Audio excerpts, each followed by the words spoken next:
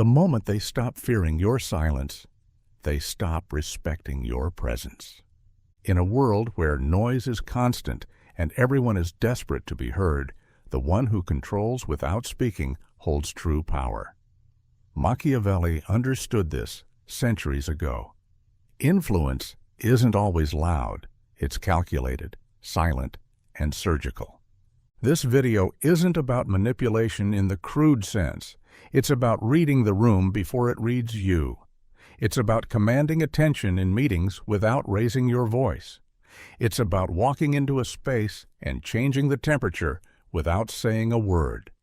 These are the tactics used by kings, CEOs, and those who've learned that real control is quiet, deliberate, and invisible. If this is your first time on our channel, hit subscribe and drop a comment telling us which philosopher you want to discover in the next video. Enter last, leave first.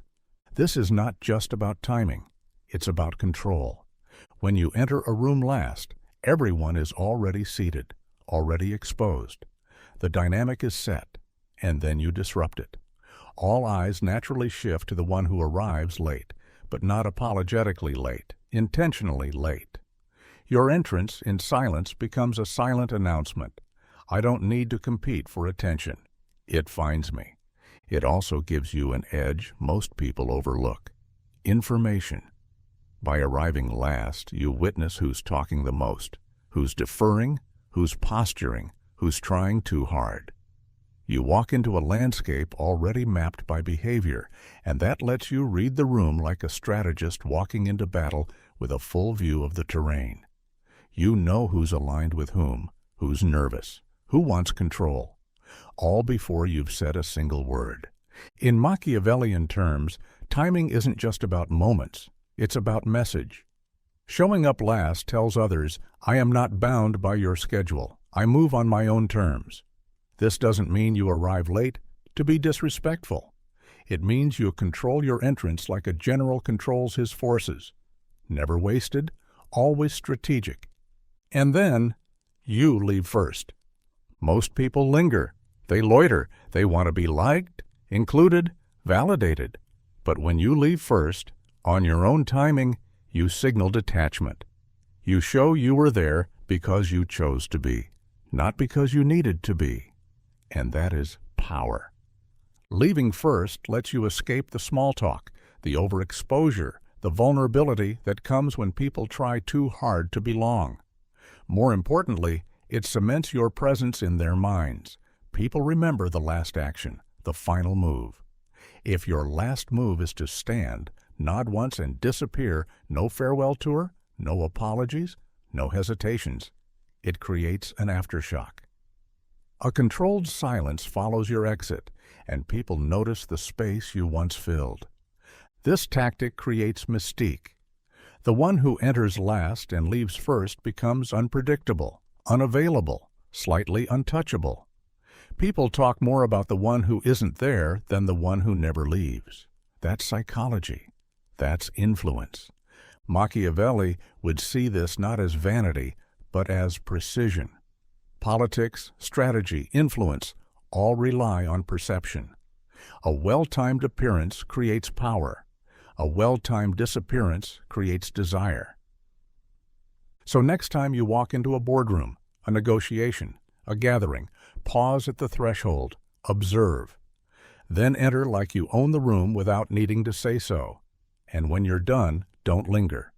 Exit cleanly, quietly, without explanation.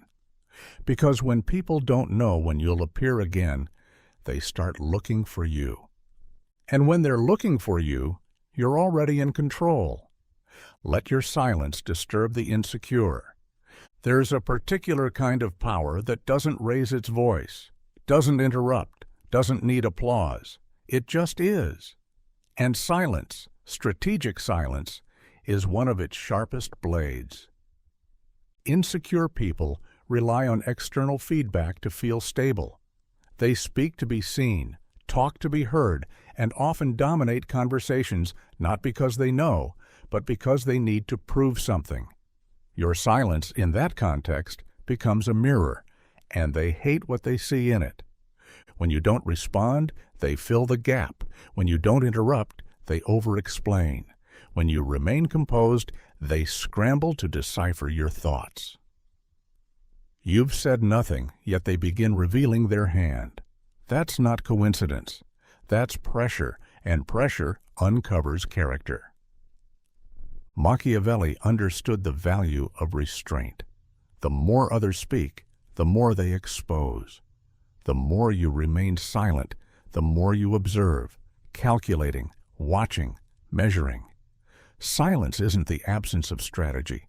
It is the strategy. It unsettles those who are used to validation. It irritates those who expect reaction. And most importantly, it breaks the rhythm of performative behavior. In negotiations, for example, silence is not passivity. It's a weapon. Say less and watch the insecure rush to fill the void, offering details, backtracking, sweetening deals you never even contested. Your stillness becomes a vacuum they can't resist trying to fill. And every word they offer hands you more leverage. In meetings, you don't need to compete with volume. Let them argue, let them jostle.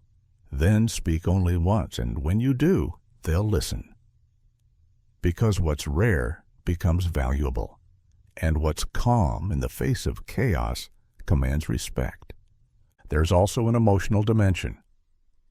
In personal dynamics, whether romantic, familial, or professional, the insecure seek constant affirmation. Your silence denies that fuel. It leaves them spiraling.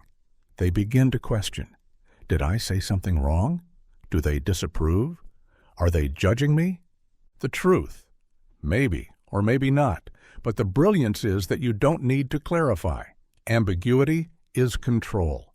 When they don't know what you're thinking, they begin to project what they're afraid of. And that reveals their weakness far more clearly than confrontation ever could. This is not about cruelty. It's about composure. The confident man does not need to convince the room. The secure leader doesn't need to outtalk the insecure. They simply remain unbothered, and that quiet strength echoes louder than any speech. Machiavelli would remind you, when words are unnecessary, don't use them. Power doesn't explain itself.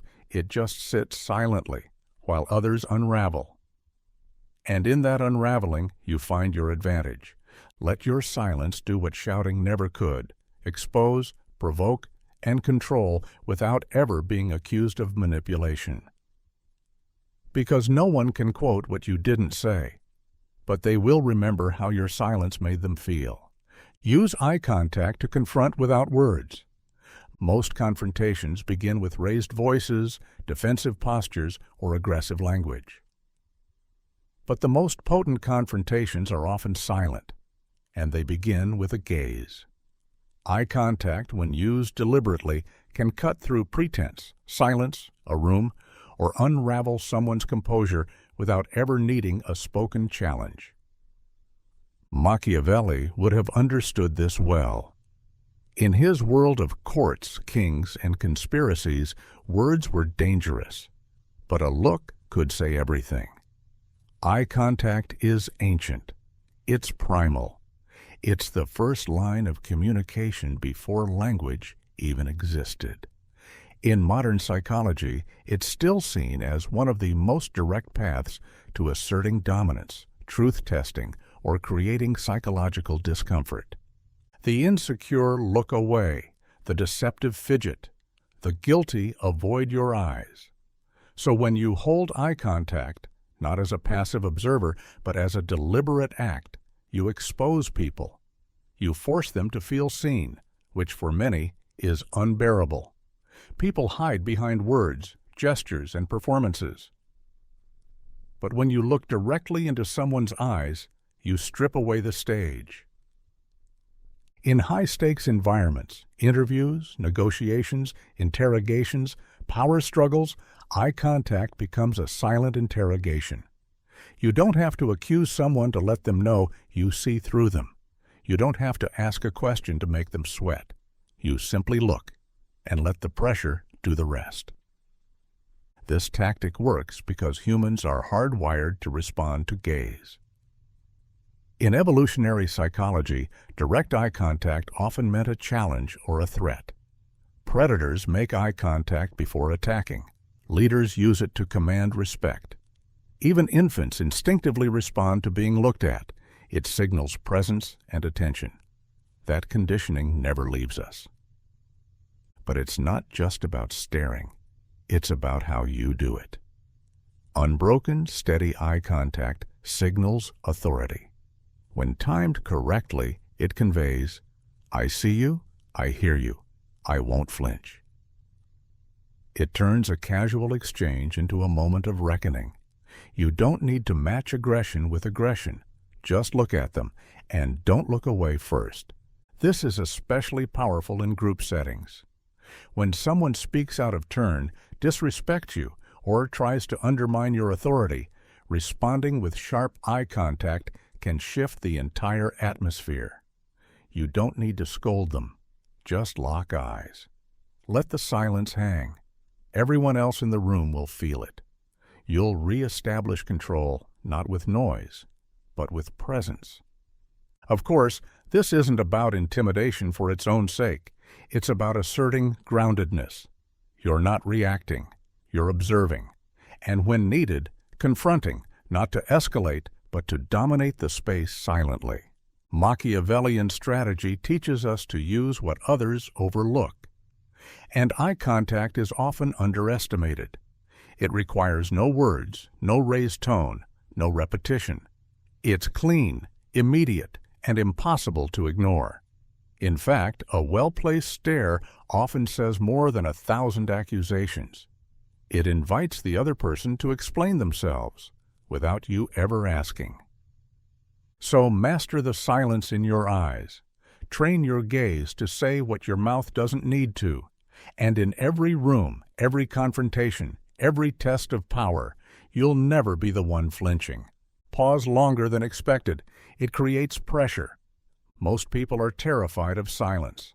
In conversation, they rush to fill gaps. In negotiations, they fear seeming unprepared.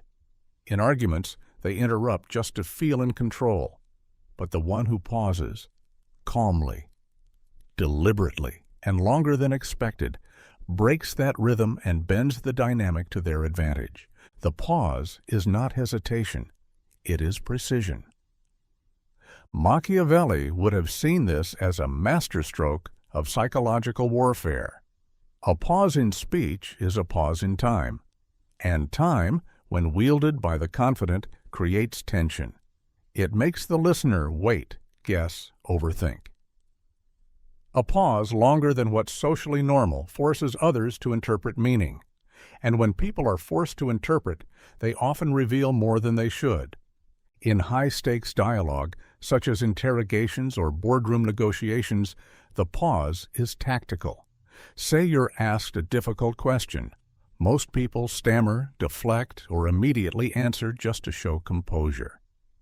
But when you pause, really pause, everyone leans in. The air shifts. Their minds fill the silence with doubt. Are they offended? Are they thinking of a brutal reply? Did I say something wrong? The pressure builds not because of what you say, but because of what you withhold. Silence makes people uncomfortable because it removes clarity. And uncertainty is a destabilizing force. That pause? It's a void, and in that void, power shifts. Even in everyday conversation, this tactic is lethal in its subtlety. When someone tells a lie, pauses reveal it. When someone expects a reaction and you give none, their performance stumbles. The longer you remain unbothered, the more they unravel. Your stillness becomes a psychological mirror reflecting their insecurities. And the pause, silent, controlled, is what allows that to unfold. Great orators and negotiators have always known the secret of pacing. When you speak too quickly, you lose weight. Your words run together, your meaning gets diluted, and your presence shrinks. But when you speak slowly, with space, and insert pauses that stretch beyond comfort, your words land like hammer blows. Not because they're loud, but because they are calculated. This applies to body language too. A pause before sitting, a pause before answering, a pause before shaking hands or walking away. These moments are not emptiness, they're pressure points. And you control them. The key is not to make your pauses robotic or theatrical. They must feel intentional, anchored in confidence. A weak pause signals indecision. A strong one signals dominance. And like any tool, it's best when used sparingly and strategically. Too many, and people tune out. Just enough, and you stay in their head long after you've stopped speaking. Machiavelli taught that power often lies in what is not said. The pause makes that lesson real. It weaponizes time. It unsettles the eager. It reveals the insecure. And it reminds everyone in the room the person who can hold silence, holds control. Sit in the highest position in the room. This is not about furniture, it's about frame. In every room there is a hierarchy, whether spoken or unspoken. And where you place yourself within that structure signals exactly how much control you expect to have. Machiavelli understood this well. Perception precedes power, and environments can be subtly manipulated to support your authority without saying a word. The highest seat in the room isn't just elevated physically. It often commands the widest view, faces the entrance, or sits at the head of a table. These positions weren't designed accidentally. They evolved to reflect power. In castles, thrones were always placed on raised platforms. In corporate boardrooms, the most influential seat faces the door. In tribal councils, the chief sits in the center, flanked by subordinates. The symbolism is universal and timeless. When you choose the highest position in the room, you're not just seeking comfort. You're anchoring authority. People look up to you, literally, and that has a direct psychological effect. Studies show that individuals sitting in elevated positions are perceived as more dominant, more intelligent, and more in control. Even children recognize this instinctively. The one sitting on the top step gives orders. The one looking up follows. This tactic isn't about ego. It's about control over the narrative. When you sit higher, you subtly control the flow of attention. You can look down, calmly, confidently, while others must look up to engage. It forces them to adjust their posture, their voice, even their emotions. And all of this happens beneath conscious awareness. Think about a courtroom. The judge sits high above everyone, not because they're physically superior, but because their authority needs no verbal reinforcement. Their position says it. In military briefings, the commanding officer stands or sits at the apex of the table. In medieval strategy sessions, the war room table was designed so that only one seat had a full view of all the maps, candles, and exits. That's the seat you take. Machiavelli would advise you, control the room before you speak. That begins with positioning. If you arrive first, choose wisely. If you arrive last, scan quickly. Never sit with your back to the door. Never sit below the dominant figure, unless you intend to manipulate them by feigning submission. And if someone offers you a low seat, understand what they're signaling. Know your place. Decline it, gently but firmly. And wait. Control is often seized with subtlety, not noise. Even in social settings, dinners, interviews, team meetings, the same principle applies. The highest seat might not be literal. It could be the chair with the best lighting, the cleanest view, or the seat where others must turn to face you. Take it. Own it. Let your presence radiate from that anchor point. You'll find that fewer words are needed when the room already acknowledges your position. Because in the game of power, those who look like they're in control often are. And those who master their placement master the perception that makes control possible. Wear colors that signal command without saying so. In a world saturated with noise, visuals speak louder than words. And one of the most underestimated weapons in silent control is color. Machiavelli may not have written about fashion, but he understood appearances as a cornerstone of power. Clothing is armor. Color is signal. The man who chooses his palette wisely doesn't just dress. He commands. Colors are not neutral. They shape perception. They stir emotion. They anchor subconscious beliefs in the minds of others before you've even opened your mouth.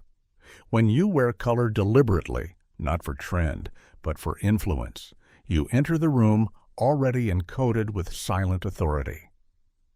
Black, for instance, is the most dominant color in the psychology of power. It's not loud, it's not flashy, but it is final. Judges wear black robes. Military officers don it in ceremonies. Black says, "I do not need approval." It is sleek, severe, and unyielding. It swallows light, demands attention, and leaves little room for interpretation. When you wear black, you're not asking to be noticed. You're assuming you already are. Then there's navy, favored by world leaders, CEOs, and strategists. Navy is competence without arrogance.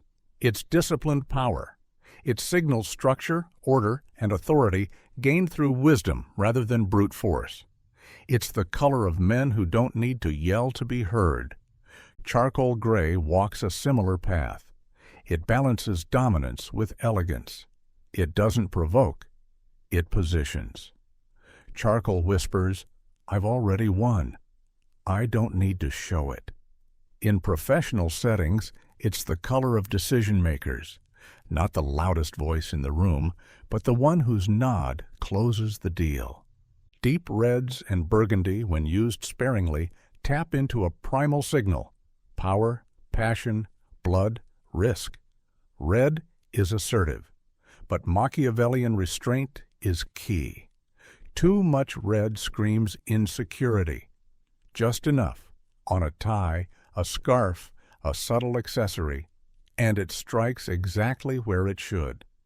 It creates focus. It builds tension. It says, "I am not here by accident." White, when worn with intention, is not softness. It's sovereignty. Kings are crowned in white robes. Religious leaders bless in white vestments. It represents purity, but also untouchability. When paired with darker tones, it creates contrast that makes the wearer stand out without ever having to seek attention. It's clean, controlled, surgical. The danger lies in wearing colors unconsciously.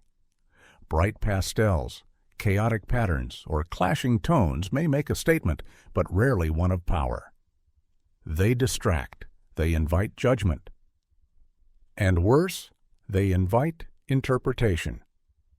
The more ambiguous your message, the less control you hold over the room. But when your color choices are deliberate, you precondition others before the first word is spoken. People won't always know why they respect you more, why they hesitate, why they feel a subtle shift in the atmosphere when you enter, but they will feel it. So choose wisely. Dress like every thread and tone were handpicked for the message your silence is about to deliver. Because in a Machiavellian world, even color is control. And the man who controls what others see controls how they respond. Never explain your silence. Make them earn your words. Silence is a fortress. The moment you explain it, you lower the drawbridge. In Machiavellian strategy, the less you reveal, the more power you possess. When you choose silence, you are deliberately withholding something others expect: your thoughts, your approval, your reaction. That creates pressure. But once you start explaining why you were quiet, you give away the very leverage that silence built. The insecure rush to fill silence with apologies or explanations. They believe communication is about comfort. But power has a different rhythm, Silence in the hands of the confident becomes an interrogation without a question. It's not just the absence of speech, it's the presence of dominance. Others project their fears into it. They overanalyze. They chase clarity. And that chase is where your control lies. When you stay silent, people begin to wonder, did I offend them? Are they thinking something critical? Are they unimpressed? The mind naturally hates ambiguity. It scrambles to solve the unknown. So when you withhold speech, you invite people to work for your approval or understanding. That is influence without exertion. Now many will pressure you to speak. They'll say things like, "You're awfully quiet," or "What do you think?" But the Machiavellian response isn't to flinch or spill your thoughts to satisfy them. Instead, it is to let them lean in. Let them chase your words, not the other way around. When you finally do speak, it has weight. People listen not because you're loud, but because your words are rare. And rarity builds value. In negotiation, for example, remaining silent after an offer forces the other party to fill the void. They may sweeten the deal, lower their demands, or even talk themselves into a weaker position just to escape the discomfort. If you then speak sparingly, your words seem calculated, decisive, final. If instead you explain your silence, "I was just thinking," or "Sorry, I was processing," you lower the mystique. You trade power for politeness. Even in personal relationships, this tactic applies. If someone wrongs you and you respond with silence, not anger, not pleading, just absence, you deny them the emotional script they were prepared for. Silence forces reflection. It breaks cycles. But again, if you explain it, "I didn't know what to say," or "I needed time," you rescue them from their discomfort, and in doing so, you relinquish control. Machiavelli would say that words are tools, but they're most powerful when used with scarcity and purpose. You should never be easily accessible, especially with your opinions. People value what they must earn. So when someone finally gets you to speak, make it feel like a moment. Make your words land with finality. And then return to silence, letting the echo of your voice do more work than volume ever could. Power is not always in what you say. It's in what you withhold. And when they don't know where you stand, they move cautiously. That caution is control. So guard your silence. Never explain it. Let them earn your voice, and they'll never stop trying. Smile only when it benefits your power. A smile is one of the most disarming gestures a human can offer. It lowers defenses, invites connection, and can instantly shift the tone of a room. But in the hands of someone seeking control, a smile is not warmth, it is a tool, and tools are not used indiscriminately. When you smile too freely, you spend your power without earning anything in return. But when you reserve your smile, offering it only when it serves your position, it becomes something others chase. Machiavelli understood appearances as a kind of currency. People must believe you are friendly enough to approach, but not so available that you lose leverage. A constant smile reads as submission. It says, "I want to be liked. I need your approval." That's not strength, that's neediness, and neediness is never respected in the world of strategy. The strategic smile is calculated. It is released when it disorients, persuades, or rewards. When delivered after a period of sternness or silence, a smile can hit with twice the impact. It can make the recipient feel chosen, seen, or favored, whether or not that's truly the case. In negotiations, for example, a well-placed smile after a long pause can signal, "You're getting close, but I'm still in control." It builds rapport without giving away authority. In contrast, those who smile constantly are rarely taken seriously. Their smiles become background noise, expected, and devalued. And worse, people begin to believe they are easily manipulated. A leader who smiles only when something strategic is achieved reinforces positive behavior. They use it as a marker, a reward, a seal of approval. But a leader who smiles through discomfort, conflict, or disrespect sends the wrong signal entirely. Even in conflict, a smile can be a weapon. The subtle smirk while someone tries to provoke you can signal unshaken confidence. It unnerves aggressors. It communicates, "You're no threat to me." The psychological effect is powerful. The other party is left questioning your emotional state, your intentions, and most importantly, your next move. It puts them on the defensive without you raising your voice. There's also an aura of unpredictability that comes from restrained smiling. If people can't anticipate your reactions, they tread more carefully. And when they do receive a smile, it feels earned. People crave recognition. When you give it rarely, its value increases. Just as silence builds mystique, selective smiling creates psychological reward. It's a behavioral currency that only appreciates when withheld. So don't smile to fill awkward silences. Don't smile to soften tension that works in your favor. And don't smile just to be liked. Smile when the timing strengthens your position, when it seals a victory, diffuses resistance on your terms, or draws someone closer to your influence. That is when it is most powerful. Because a smile that comes too easily says you want approval, but a smile that must be earned says you already have control. And in Machiavellian terms, that is the only smile worth showing. Stay unreadable. Confusion is control.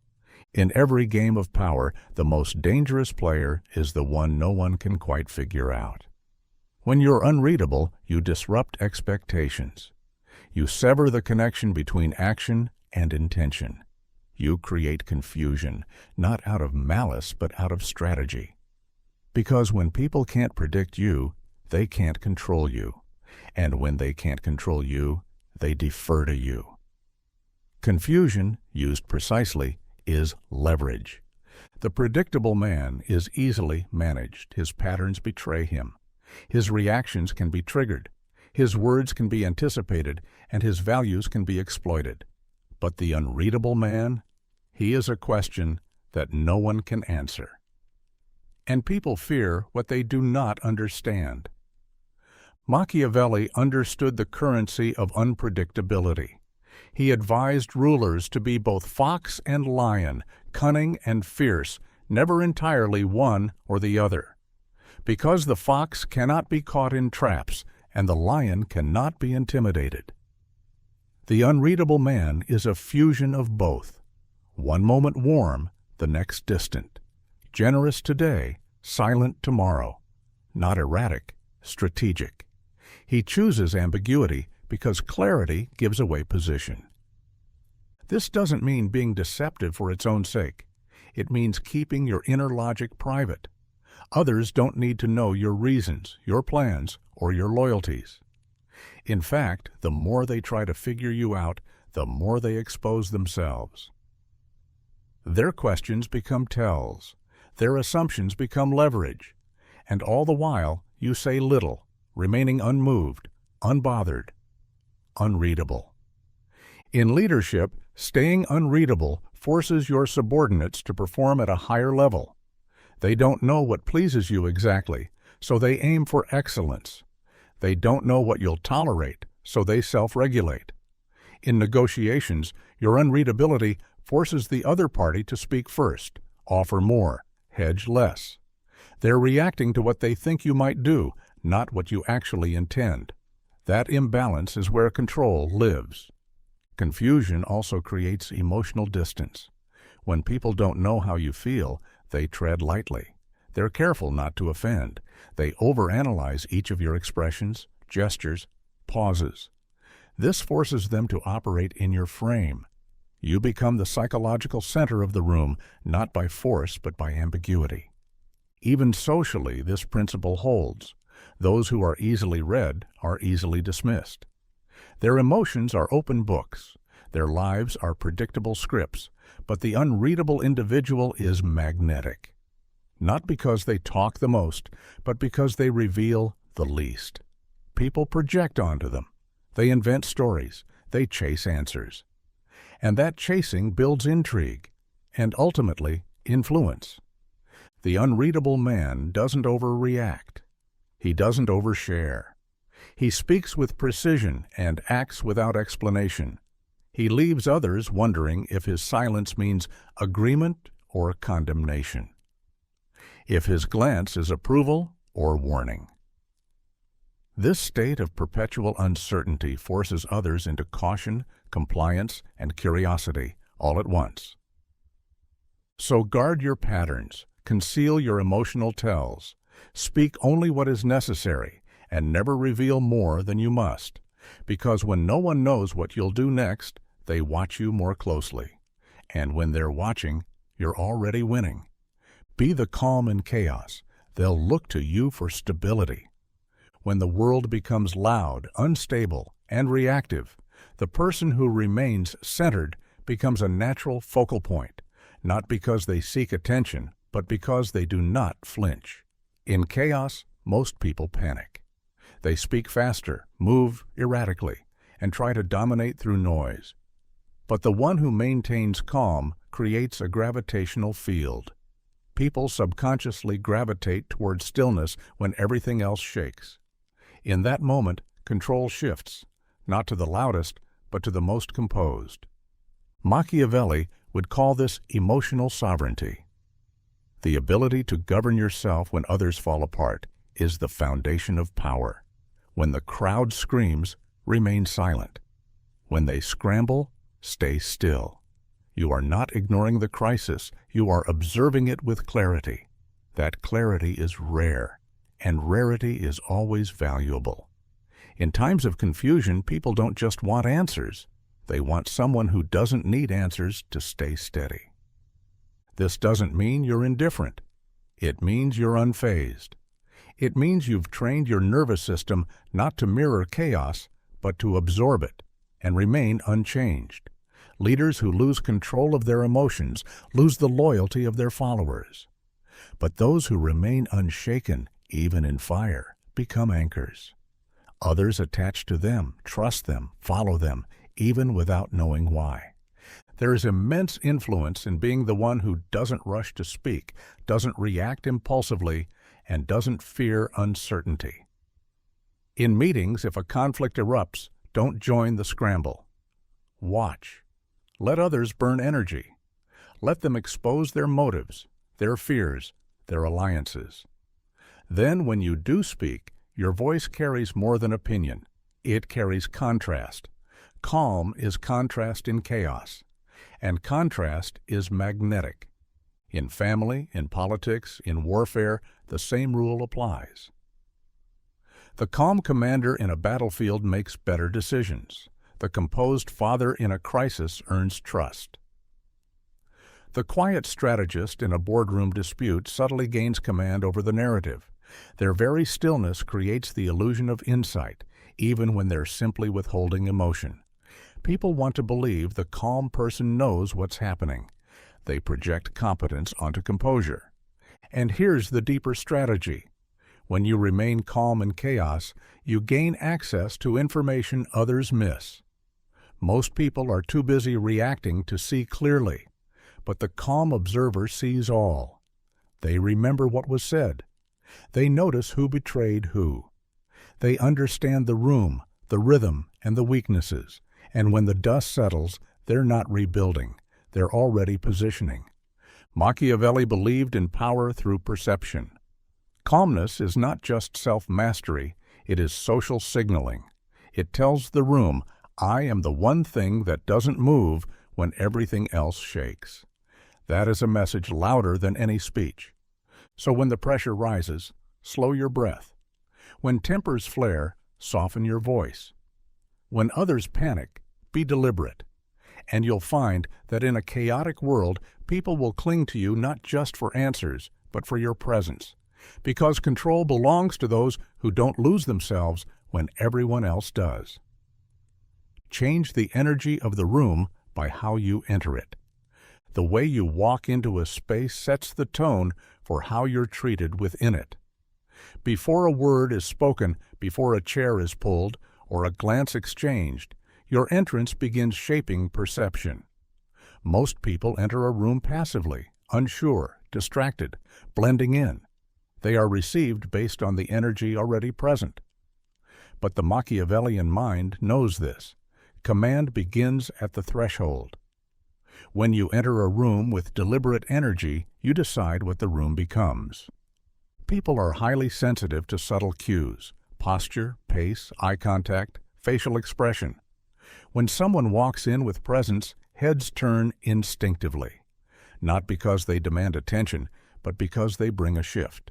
It's not loudness that shifts energy, it's intent. A slow, controlled walk, shoulders squared, eyes calmly scanning, not frantically searching. You enter not to take space, but to own it. That difference is felt immediately. In ancient courts, kings never rushed in. They didn't look for validation. Their movement carried the assumption of power, and that assumption became reality. The Machiavellian entrance is rooted in the same principle. Act like the room is already yours, and it begins to feel that way, to everyone. People start mirroring you. If you walk in with quiet composure, others begin to lower their voices. If you appear focused, others become self-aware. You don't even have to speak. You've already shifted the tone. This is why entrances must be intentional. Think of your first 3 seconds as the silent announcement of your identity. Do you seem reactive or composed? Needy or unshakable? Confused or quietly commanding? People notice more than they admit. And once the first impression is set, everything else falls in line. There are layers to this tactic. The way you dress, the timing of your arrival, even who you choose to acknowledge first, all contribute to the silent message you send. Arriving early can suggest eagerness. Arriving too late may look careless. But arriving on time, with calm confidence and no rush, suggests mastery. If you're being introduced, stand tall, maintain neutral eye contact, and don't rush your movements. When you're already known, your entrance should reaffirm what they remember about your strength, if not escalate it. In tense environments, your entrance can diffuse or dominate. In a meeting filled with uncertainty, a composed arrival can bring calm. In a room full of competitors, it can sow doubt because you don't look like you're competing. You look like you've already won something they haven't understood yet. Even socially, this principle works. When someone walks into a dinner, a party, or a small gathering with quiet certainty, they're remembered. Not because they said the most, but because they changed something. The energy shifted, and that shift made people adjust. To control others, you must first control the frame. And the first frame is how you enter. Don't drift in. Arrive. With presence. With stillness. With authority embedded in every step. And the room won't just notice you. It will start orbiting around you. Delay your reaction to make others doubt theirs. In every interaction, timing is leverage. Most people react immediately. They laugh on cue, nod instinctively, respond to questions without pause. They think that quick responses show confidence. But in truth, instant reactions often reveal insecurity. They signal a fear of judgment, a need for approval, a habit of giving away power. Machiavellian strategy teaches the opposite. Control the tempo, and you control the game. And the simplest way to do that is to pause. When you delay your reaction just by a few seconds, you create psychological tension. The other person, expecting a predictable response, now finds themselves in limbo. Did they say something wrong? Were they misunderstood? Are you disappointed? Are you impressed but hiding it? The delay opens a space of uncertainty, and uncertainty breeds doubt. They begin second-guessing their words, tone, and even intentions. This tactic is especially effective when someone is trying to impress, provoke, or persuade you. If you respond immediately, whether positively or negatively, you hand them feedback. You give them the emotional confirmation they were seeking. But if you wait, calmly, without facial tells, you deny them control over the exchange. The spotlight turns from you to them, and under that light, people begin to unravel. In negotiation, delayed reaction is a powerful weapon. Suppose an offer is made.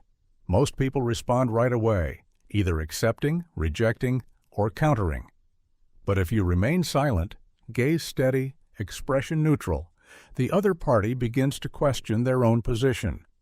Was the offer too high, too low? Did they reveal too much? That single moment of silence can tip the balance of power in your favor. Because you're not reacting emotionally, you're evaluating strategically.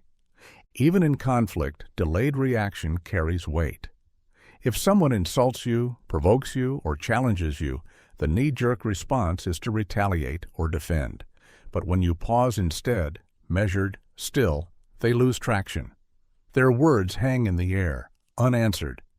They begin to question whether they struck a nerve or missed the mark. And more often than not, they start backtracking or over-explaining, revealing more than they intended. This is not about passivity. It's about composure. The delay is not weakness. It's calculation. You are not withholding reaction because you're unsure. You are choosing when, how, and whether to react at all. That distinction is everything. Timing also gives you a strategic advantage in emotional environments. When others are rushing, panicking, or pushing for answers, your pause signals control.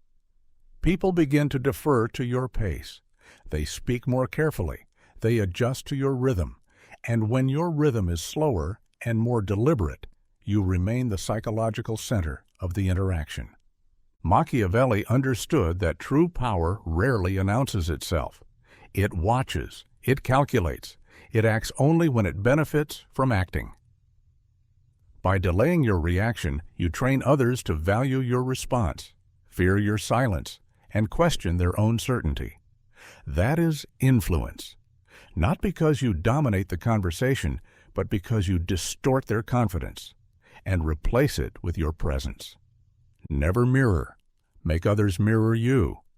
In human interaction, mirroring is a subconscious behavior rooted in our desire to connect and belong. People instinctively adopt the tone, posture, or phrasing of those they want approval from. It's a natural survival tool, a way to say, "I'm like you, don't reject me." But in a Machiavellian context, mirroring is surrender. It's an admission that the other person holds the dominant frame, and you're adjusting to fit within it. True power flips that equation. You become the one others unconsciously imitate.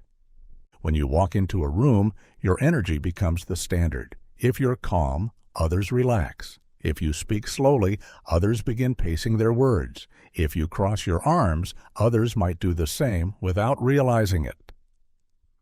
Why? Because people mirror those they perceive as higher status, more secure, or more certain.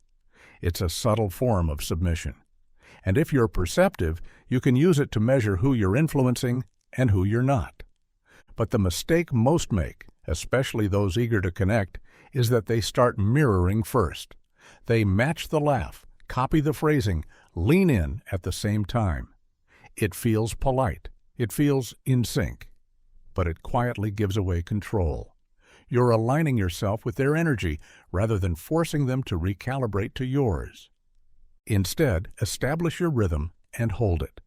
Speak with your natural cadence. Sit the way you want to sit. Maintain your posture, your tone, your pace, regardless of how the other person behaves. This can feel uncomfortable at first, especially in situations where rapport is expected. But if you remain centered An interesting shift occurs. The other person begins adjusting to you. Their body leans your way. Their tone softens or sharpens to match yours. Their emotional temperature follows your lead. This is where silent control begins, not in dominance, but in gravitational pull. You're not pushing, you're attracting. People often believe influence comes from being relatable, but Machiavelli would argue that it comes from being the fixed point others orbit around. That requires composure, clarity, and a refusal to chase harmony at the cost of power. Even in negotiations or tense confrontations, the same rule applies. Don't match their aggression. Don't elevate your voice to meet theirs. Speak lower, move slower. Keep your body still. That contrast forces them to make a choice. Escalate foolishly or adjust to your presence. And more often than not, they adjust, because your non-reaction makes them look unstable by comparison. This isn't about manipulation. It's about establishing hierarchy without declaring it. When you don't mirror, but others start mirroring you, it signals they've subconsciously accepted your authority. They may not admit it. They may not even notice it, but their behavior tells the truth. So stop syncing with everyone around you. Let them sync with you. And once they do, you don't need to demand influence. You already have it. Not because you mirrored them, but because they couldn't help mirroring you. Use stillness as a weapon. In a world addicted to motion, stillness is an act of rebellion and power. Most people equate movement with confidence, fast talking, rapid gestures, animated expression. But the Machiavellian understands that the more you move, the more you reveal. And the more you reveal, the more control you surrender. Stillness, on the other hand, hides intention, broadcasts control, and forces others to react to you. Stillness is not passivity. It is tension without release. It's the coiled presence of someone who could strike but chooses not to. In negotiation, a still body signals that you are grounded. You're not swayed by pressure, not rushing to please, not scrambling to fill the silence. This unsettles people. It forces them to sit with their own energy while you remain calm, composed, and unreadable. In conflict, stillness creates psychological weight. The person who does not flinch, does not blink, does not rise to bait, wins the moment. They become the fixed point in a swirling storm. The aggressor, expecting reaction, becomes destabilized when none comes. They overextend, they escalate, and eventually they lose composure. Why? Because they're playing a game you've refused to join. Think of great military generals, seasoned interrogators, or high-level executives. The most commanding among them do not fidget, pace, or fill the room with noise. They sit back. They observe. They remain still while everyone else reveals themselves. This posture doesn't just convey confidence. It radiates danger. People instinctively fear what they can't read, and stillness makes you unreadable. Even in day-to-day conversation, subtle stillness works wonders. When others gesticulate wildly to prove a point, you keep your hands folded. When they laugh nervously, you offer a small nod. When they expect a laugh or an immediate answer, you hold your silence. The more energy they expend, the more attention they give you, and the more control you gain without effort. Stillness also allows for psychological manipulation. When someone expects panic or urgency and is met instead with calm stillness, they question their assumptions. This pause, this delay, this deliberate non-response makes them wonder, do they know something I don't? Are they planning something? Are they unimpressed or just dangerous? This creates space for uncertainty. And uncertainty is fertile ground for influence. But for stillness to become a weapon, it must be intentional. It must be paired with awareness. Your breathing must be steady, your eyes focused, your body relaxed but poised. You don't freeze. You command from silence. Every movement you do make becomes meaningful. If you've been still for minutes, even the act of adjusting your cuff or leaning forward can shift the room's attention like a spotlight. Machiavelli taught that those who appear in control often gain it, simply through perception. Stillness sends a clear signal. I do not fear you. I do not chase your approval. I do not need to prove anything. That is terrifying to most. And in that fear, you find your edge. The world expects noise. Surprise it with silence. And when you do move, make it count, because the still man controls the pace, the tension, and ultimately the outcome. Let others fill the silence. They'll reveal more than you ever need to. Silence is one of the most underrated strategies in the game of power. While most people fear it, the Machiavellian uses it as a mirror and a trap. In conversation, negotiation, or confrontation, the average person rushes to fill silence because it feels awkward. They equate stillness with failure, miscommunication, or discomfort. But the one who can sit in that silence, unbothered and observant, gains the upper hand every time. Here's why. People are more afraid of what you're thinking than what they're saying. When you withhold a reaction or pause longer than expected, the pressure mounts on them. They begin to second-guess their words. Their brain scrambles to interpret your silence.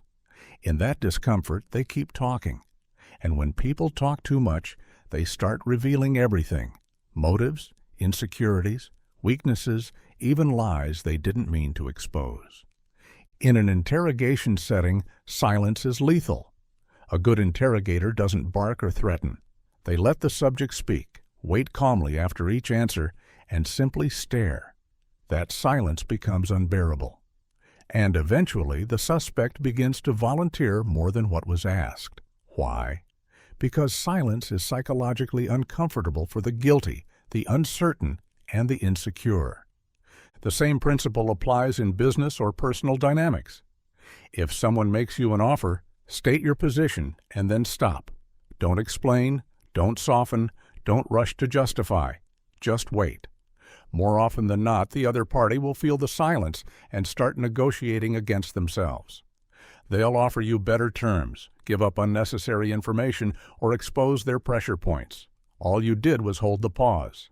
This tactic also builds presence. When you don't rush to speak, people listen more carefully. When you finally do, they begin to treat your words like rare currency, not common noise. You create a rhythm where your voice isn't just heard, it lands. Because they've been waiting, you've made them work for it. In personal relationships, letting someone fill the silence can be even more revealing.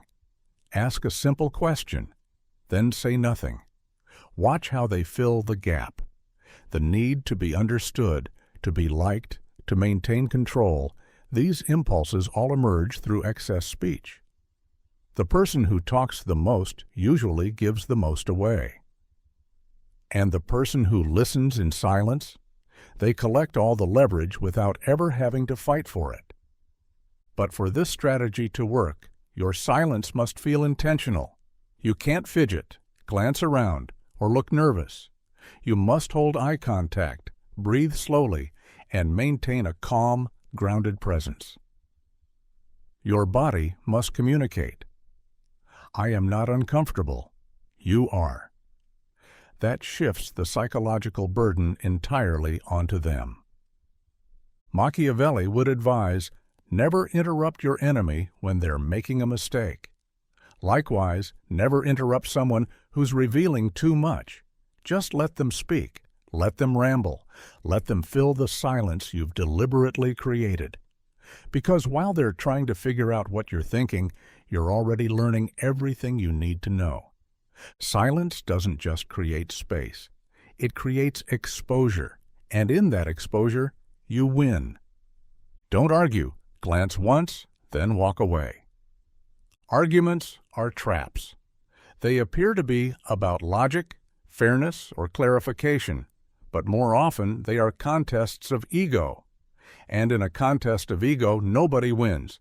Both parties come out diminished. When you engage in an argument, you lower yourself to someone else's emotional level. You validate their need for attention and enter their frame. But when you refuse to argue, when you simply look at them, unmoved, and walk away, you rob them of oxygen. You end the conversation without even starting it, and that is devastatingly powerful. Machiavelli would never waste time in a verbal tug-of-war with someone beneath his level of influence. Why? Because an argument equalizes the participants. The louder the voices get, the more both parties appear desperate to be right. Power is never desperate. Power does not beg to be understood. Power does not plead for validation. Power stays silent, decisive, and above the noise. A glance says more than a rebuttal. A glance can carry judgment, disappointment, or amusement, all without words. It can make the other person feel small, exposed, or even ridiculous. A single, steady look, devoid of reaction, forces them to sit in the discomfort of their own performance. And then, when you walk away, not in rage, not in retreat, but in calm detachment, you deliver the ultimate blow: indifference. Indifference is not apathy. It's a form of dominance. It says, "You are not worth my time."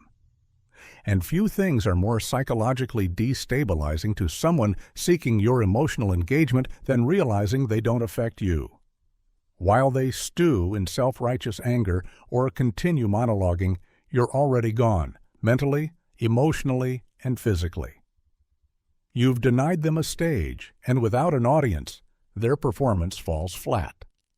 This tactic works across every domain: workplace politics, romantic entanglements, even family dynamics. Arguing invites escalation. Walking away diffuses it on your terms. You remain untouchable. Even if they win the argument by default, they lose something deeper: your attention, your energy, your respect. And that loss stings far more than a clever comeback ever could. But it requires restraint. Most people feel compelled to correct a lie, defend their honor, or dismantle someone else's flawed reasoning. That's your ego talking. The Machiavellian approach is different. Let them be wrong. Let them talk. Let them misinterpret you. If their voice is louder than their status, they've already discredited themselves. Your silence becomes evidence of composure. Your exit becomes evidence of strength. This doesn't mean you never stand up for yourself. But standing up doesn't always mean speaking up. Often it means stepping away. Because true power isn't proven through argument, it's proven through control of attention. And when you choose not to give someone your time, your reaction, or your energy, you take back every ounce of power they tried to steal. So next time someone tries to provoke, embarrass, or bait you into battle, do this. Glance once, long enough to register that you've seen them, and then walk away. No fury, no flinch, no farewell. Because the most dominant response is no response at all. Sit in silence during conflict. It makes others justify themselves. When tension rises and voices escalate, most people instinctively jump in. They defend, deflect, and argue. They try to control the narrative by adding more words. But in doing so, they often give away their position, reveal insecurity, or validate the emotional chaos of the moment. The Machiavellian, however, does something different. They sit in silence and let the storm swirl around them. In conflict, silence is more than absence, it's provocation. When someone is worked up, angry, or accusing, they are hoping for a reaction. Your reaction gives them footing. It tells them they are being heard, that their emotional spike matters. But when you say nothing, when you sit calmly, eyes forward, completely unshaken, you force them into a very uncomfortable position. They have to keep talking. And as they keep talking, something interesting happens. Their story unravels. They go from confident to desperate. Their tone shifts. Their words start looping. They repeat themselves. Why? Because they expected resistance. And when it doesn't come, they begin to feel uncertain. They start questioning if they're being taken seriously, if they've gone too far, if they are the ones in the wrong. And so they begin justifying. This is where your power builds. You're not saying a word, but you're gaining ground. Their explanations, apologies, or corrections become admissions. Their emotional outburst starts to look childish next to your stillness. Even if you were technically in the wrong, their overreaction and your composure change the optics. People watching, whether in a meeting, a family setting, or a public confrontation, will often side with the one who appears most in control. Silence also creates ambiguity. Without your input, they don't know what you're thinking. That uncertainty eats at them. Are you angry, dismissive, calculating? Are you planning to strike later? The unknown is far more intimidating than any immediate rebuttal. Your silence becomes a psychological weight they can't lift. But make no mistake, this isn't about freezing. It's about choosing not to speak. Your posture must remain firm, not passive. Your eye contact calm, not hostile. Your breath steady, not shallow. You are not retreating from conflict. You are absorbing it like a stone wall, motionless, immovable, and unyielding. And when the moment is right, if you choose to speak, it should be precise. A single sentence, calmly delivered, can carry the weight of the entire room. But often, you won't need to say anything at all. The silence will have already done the work. The other party will either retreat, correct themselves, or collapse under their own pressure. Machiavelli taught that perception is power, and nothing shifts perception faster than composure in the face of chaos. When others expect a fight and get stillness instead, their confidence cracks. When they expect resistance and receive silence, they are forced to question their position. And when they speak into a void, they begin to drown in their own words. So don't fight fire with fire. Let them burn out. Sit in silence, and let them justify themselves into weakness. Never nod in agreement unless it's useful. A nod seems like a small, harmless gesture, an instinctive sign of agreement or acknowledgement. But in the world of power dynamics, nothing is small. Everything signals something. And a nod, though silent, can betray your position more quickly than words. It shows alignment. It signals approval. It gives away consent. And once you've nodded, you've confirmed. You've agreed. You've chosen a side, even if you never meant to. Most people nod reflexively in conversation. They nod to be polite, to show they're listening, or to build rapport. But politeness is often mistaken for submission.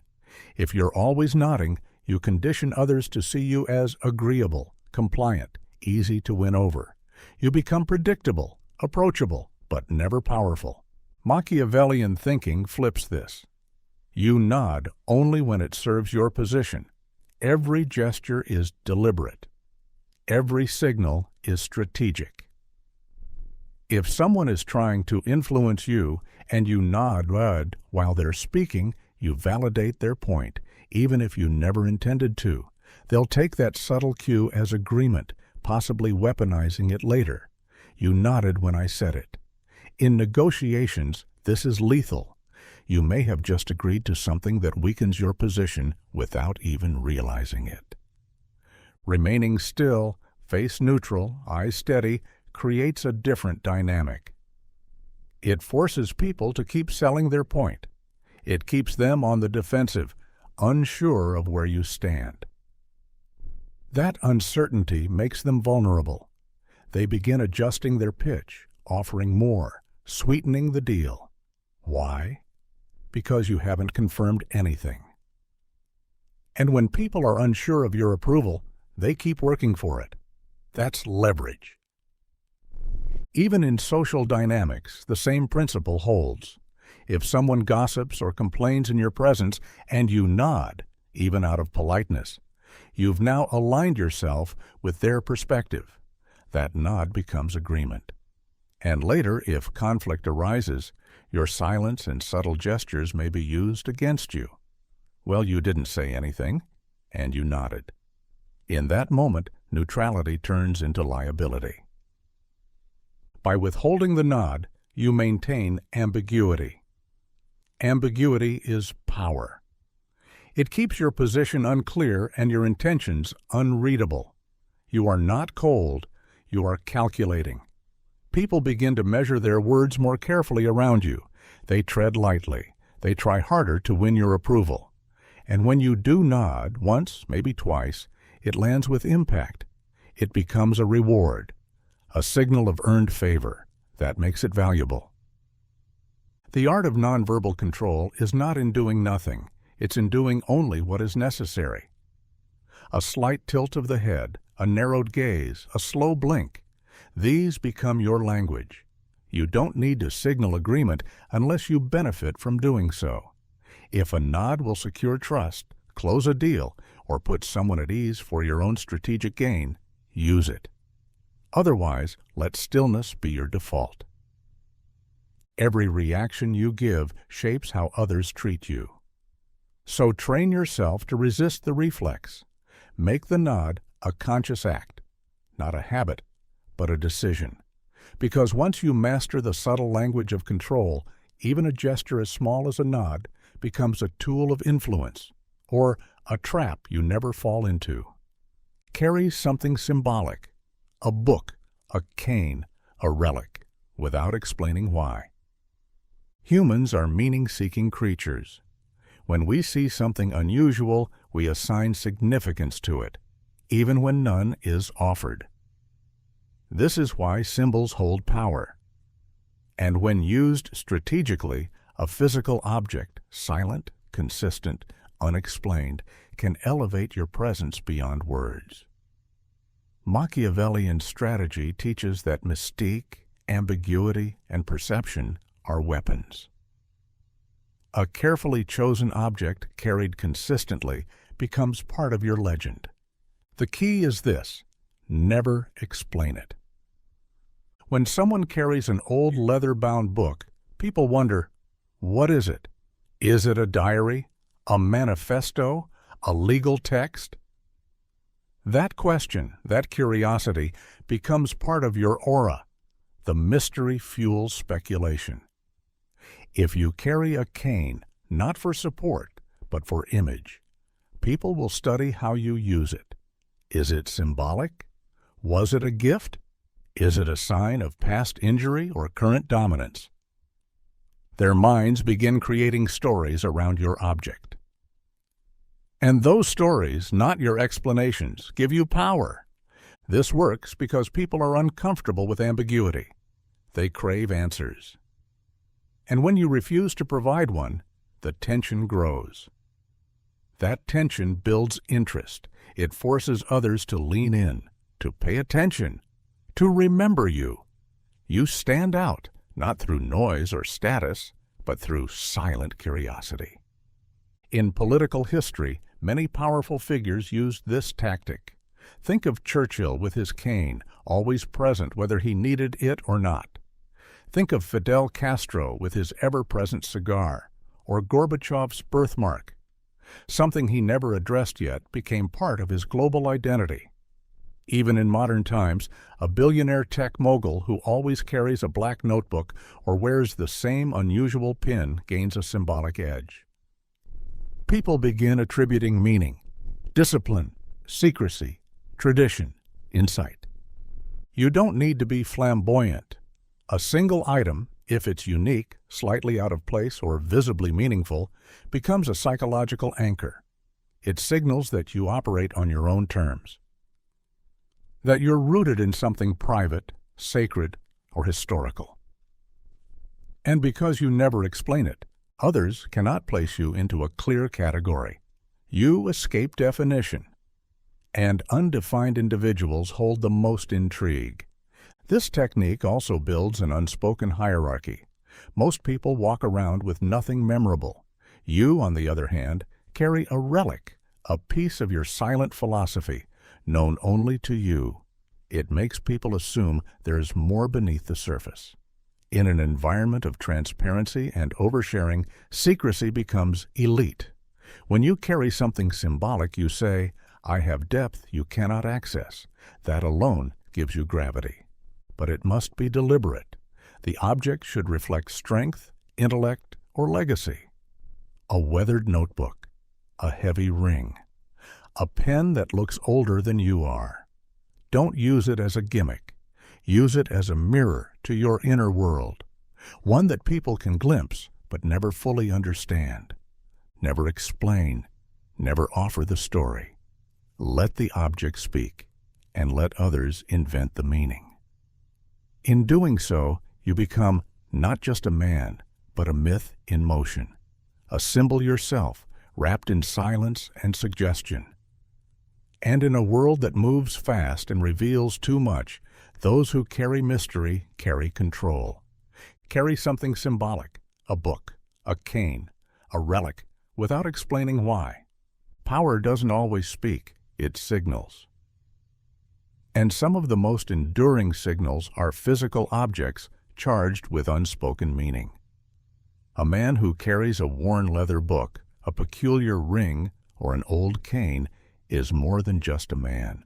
He becomes a walking question. And when you deliberately carry something symbolic without ever offering its story, you invite curiosity, speculation, and even reverence. The silence around that object becomes louder than any explanation could be. In human psychology, the unexplained draws attention more than the obvious. People don't just see the object, they begin building a story around it. A book could mean you're a scholar, a strategist, or a philosopher. A cane could suggest injury, heritage, or elegance. A relic might whisper of war, ritual, or belief. But when you refuse to explain it, you force others to fill in the blanks. And in doing so, they reveal more about themselves than you ever reveal about you. This is why the most powerful symbols are left undefined. Machiavelli would see this tactic as a method of impression without vulnerability. Explaining your object invites questions. Not explaining it creates distance. It says, "This is important to me," but you don't get to know why. That one gesture establishes a wall, soft, subtle, but firm. It says there are layers to you that are private, sacred, or untouchable. And in the world of politics, influence, or negotiation, that kind of mystery breeds respect. This also creates a kind of tribalism. Those who are curious will test their theories. Some may ask about it outright. But the true power move is to respond with nothing, perhaps a glance, perhaps a smirk, but never a story. If you must speak, say less than they want to hear. It belonged to someone important. It reminds me of a time I don't talk about. These fragments do more to stir the imagination than a full explanation ever could. In social dynamics, your object becomes a signature, something people remember you by. In a world where everyone is trying to stand out by being loud, you stand out by being still, anchored by this unexplained artifact. People will refer to you by it. The guy with the black notebook, the woman with the carved necklace, the executive with the iron ring. They will remember the object before they remember your name. That is influence through impression. And it's more than branding. It becomes ritual, a compass that keeps you grounded. When you carry something symbolic, you're not just signaling to others, you're reminding yourself of something deeper. Whether it's an ancestor's watch, a coin from a lost country, or a book you never open but always carry, it becomes part of your identity. Not in words, but in presence. You don't need to convince people you have history, depth, or vision. Let the object imply it. Let them wonder. Let their curiosity become your shadow. Because the most commanding presence is not explained. It is interpreted, and in that mystery you become unforgettable. Let your facial expression be a question, not an answer. Most people wear their emotions like open books. You can read their approval, annoyance, confusion, or submission within seconds of looking at them. That kind of transparency may feel honest, but it's costly in a world of strategy. When people can read your face, they can anticipate your next move, exploit your reactions, or tailor their approach to manipulate you. But when your expression poses a question instead of offering an answer, you create uncertainty. And uncertainty is leverage. A neutral, unreadable face forces people into a psychological loop. They start thinking, did I say something wrong? Are they impressed? Offended? Am I winning them over or digging a deeper hole? The ambiguity puts them on edge. They begin overanalyzing every sentence they just spoke. They replay the conversation in their head while still in it. And all you've done is stay still. Machiavelli would understand this tactic as a form of silent dominance.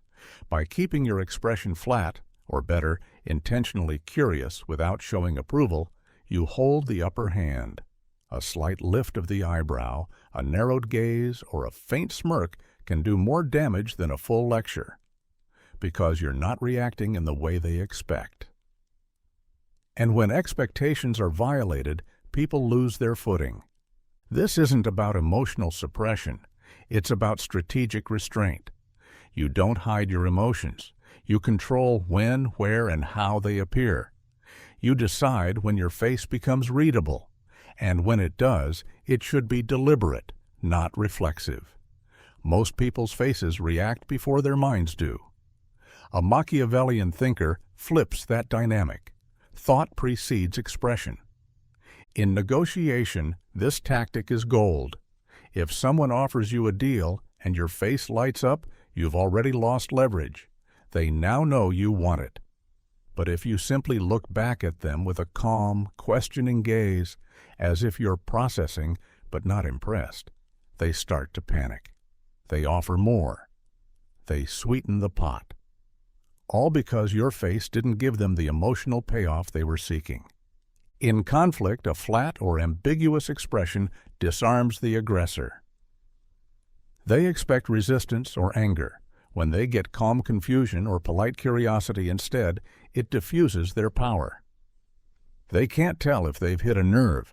They can't read your game, and that unpredictability makes them cautious. Even socially, this works. A smile is often seen as warmth, but when it appears at the wrong time or seems out of place, it becomes unsettling. A smile that doesn't match the tone of conversation raises questions, and questions shift attention back to you.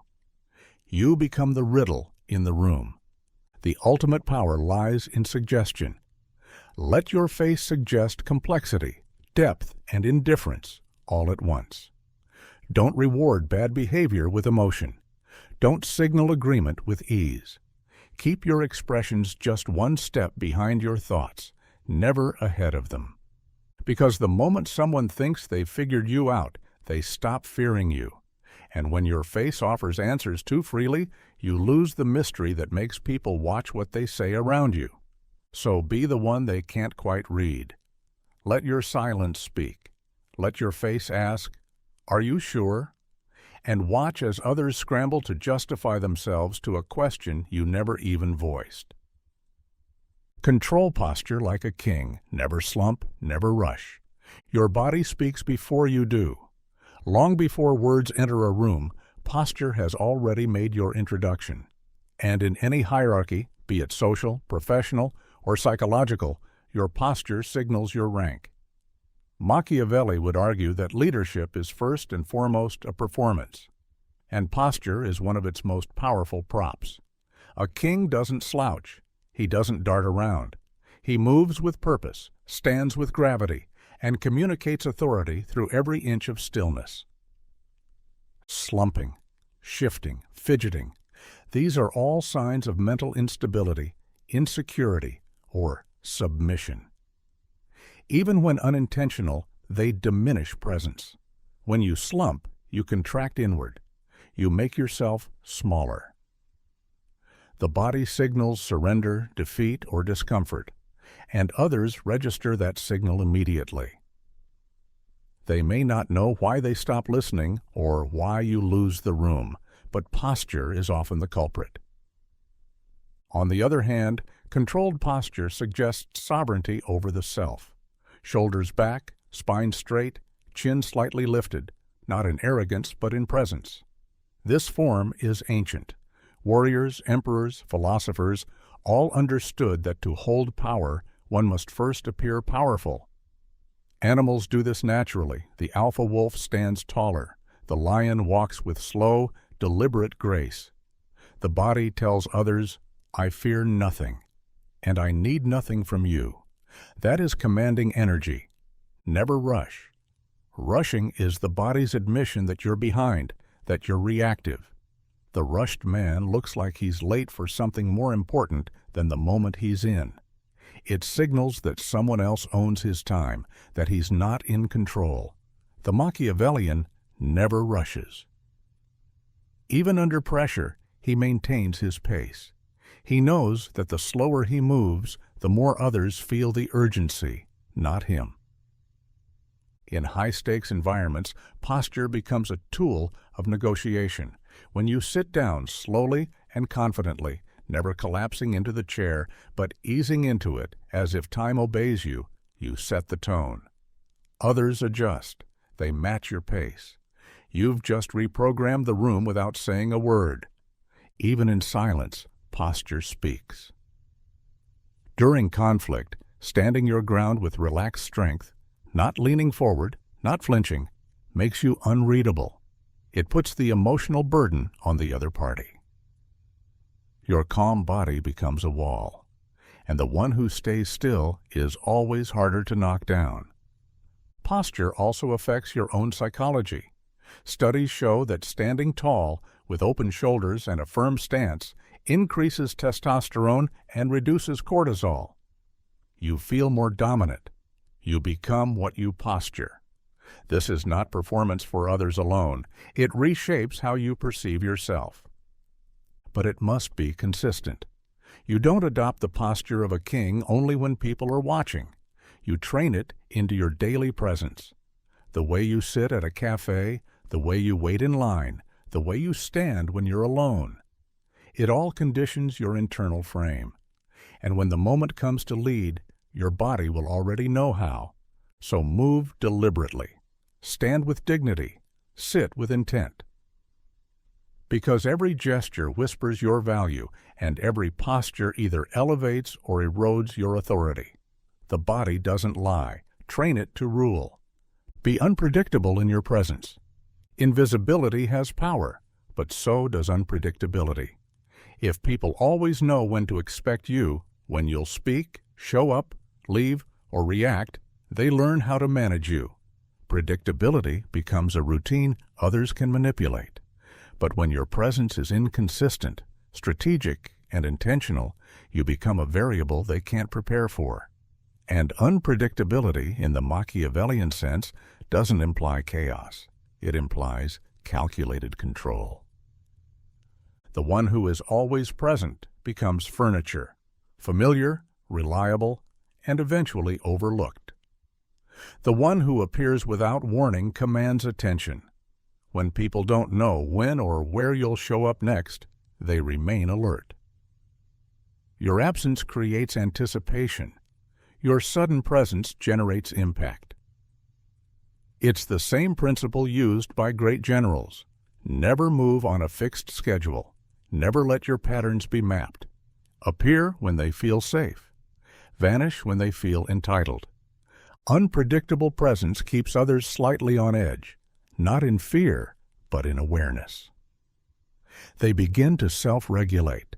In meetings, if you sometimes arrive and sometimes don't, your presence carries weight. When you do walk in, people take note. Conversations shift. Eyes glance toward you. Because you've trained them to associate your presence with consequence.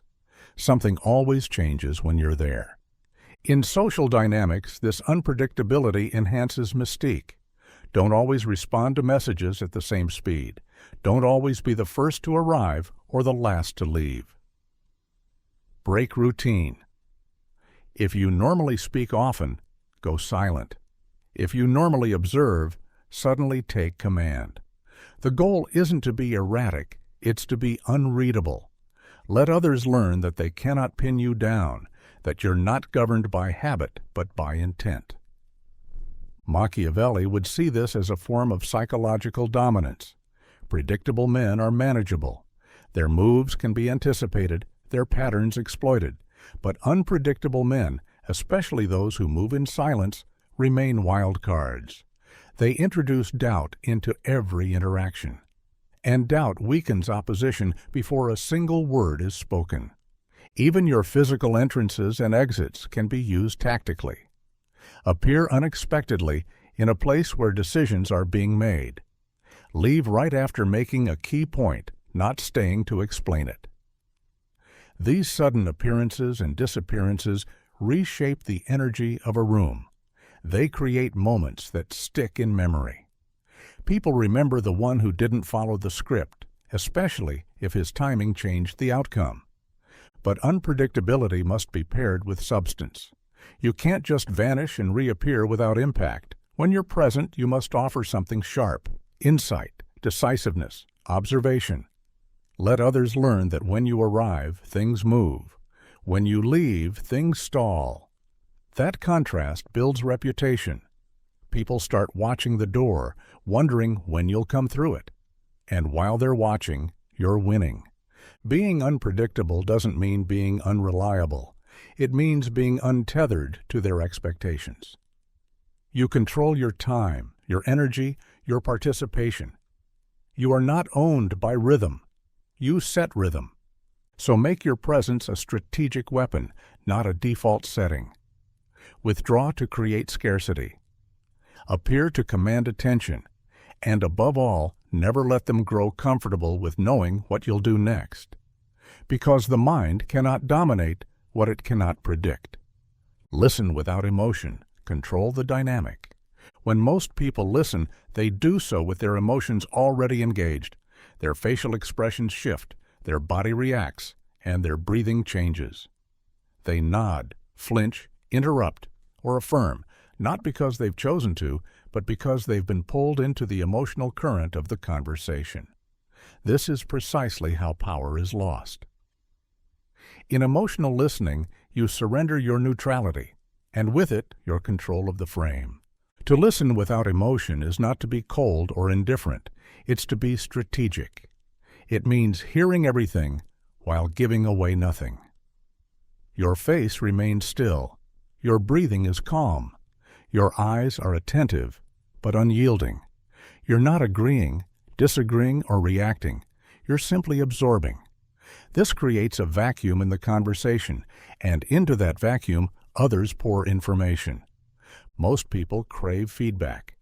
They want to know they're being heard, validated, or opposed. When they don't get that feedback, they begin to overcompensate.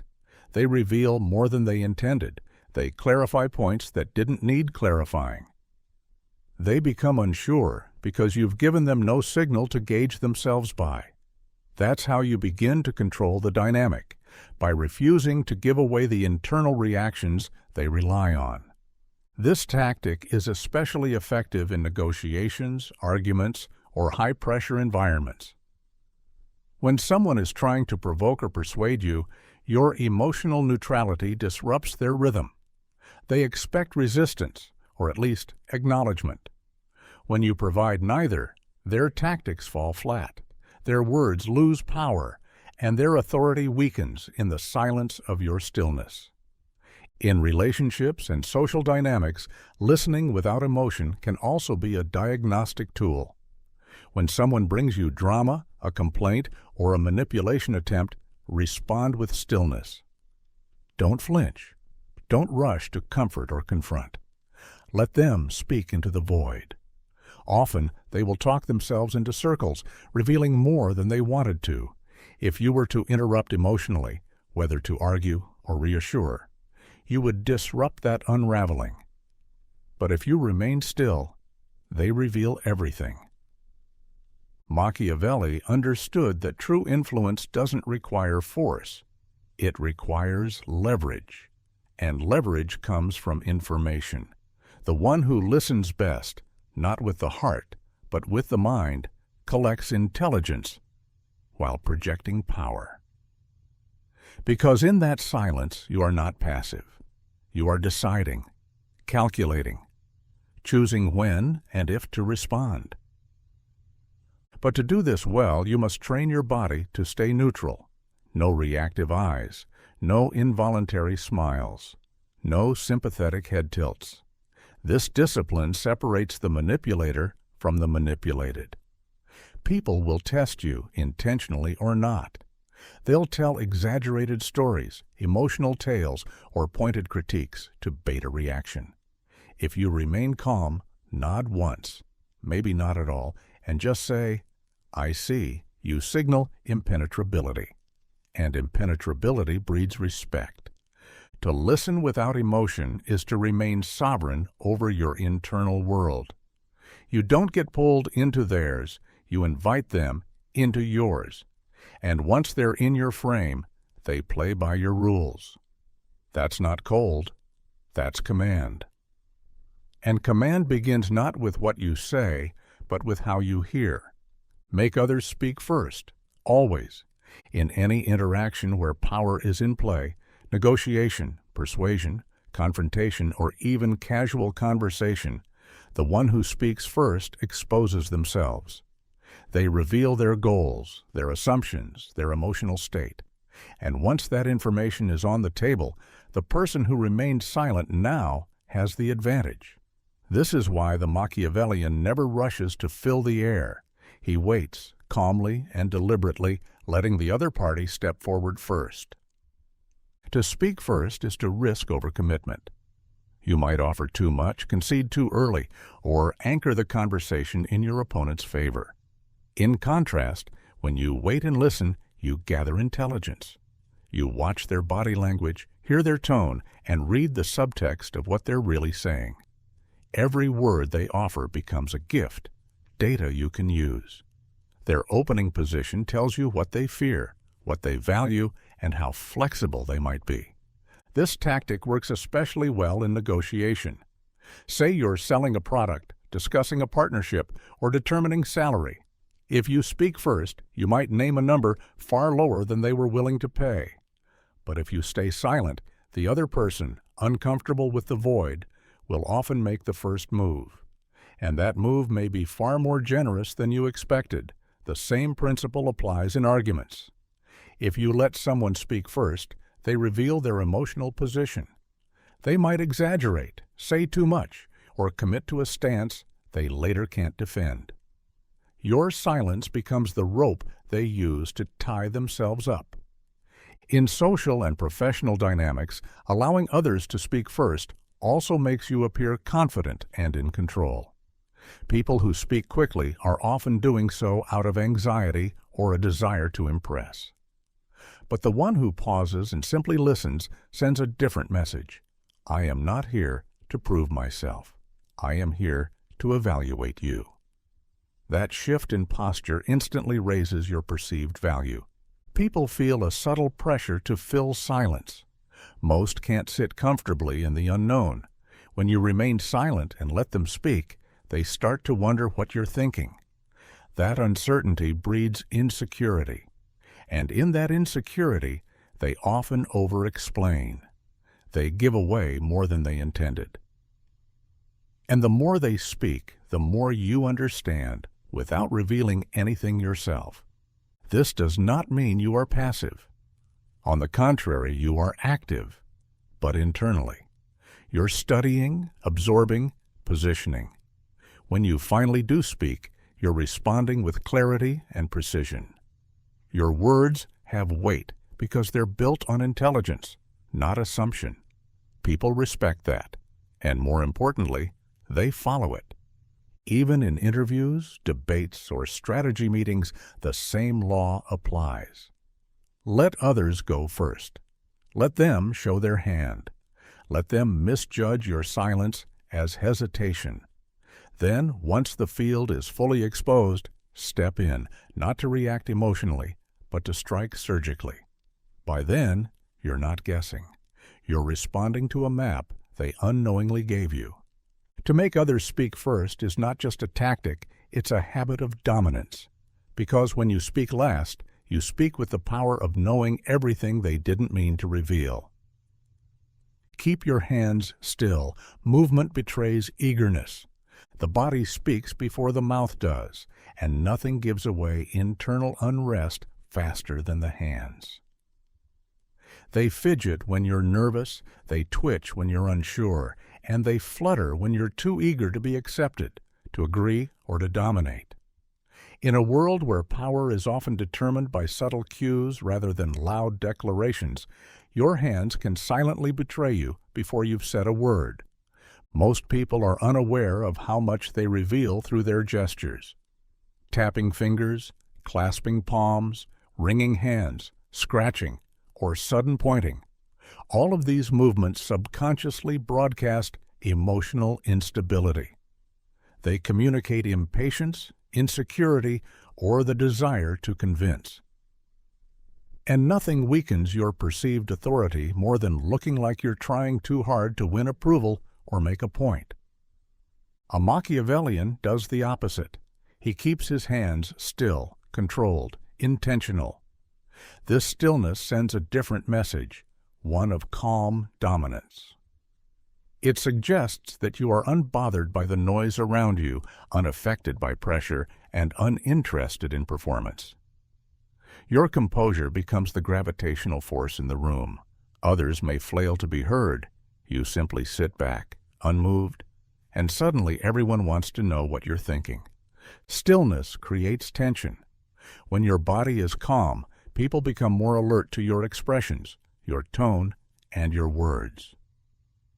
Your still hands become a frame around your face, quieting the space around you so that even small gestures feel meaningful.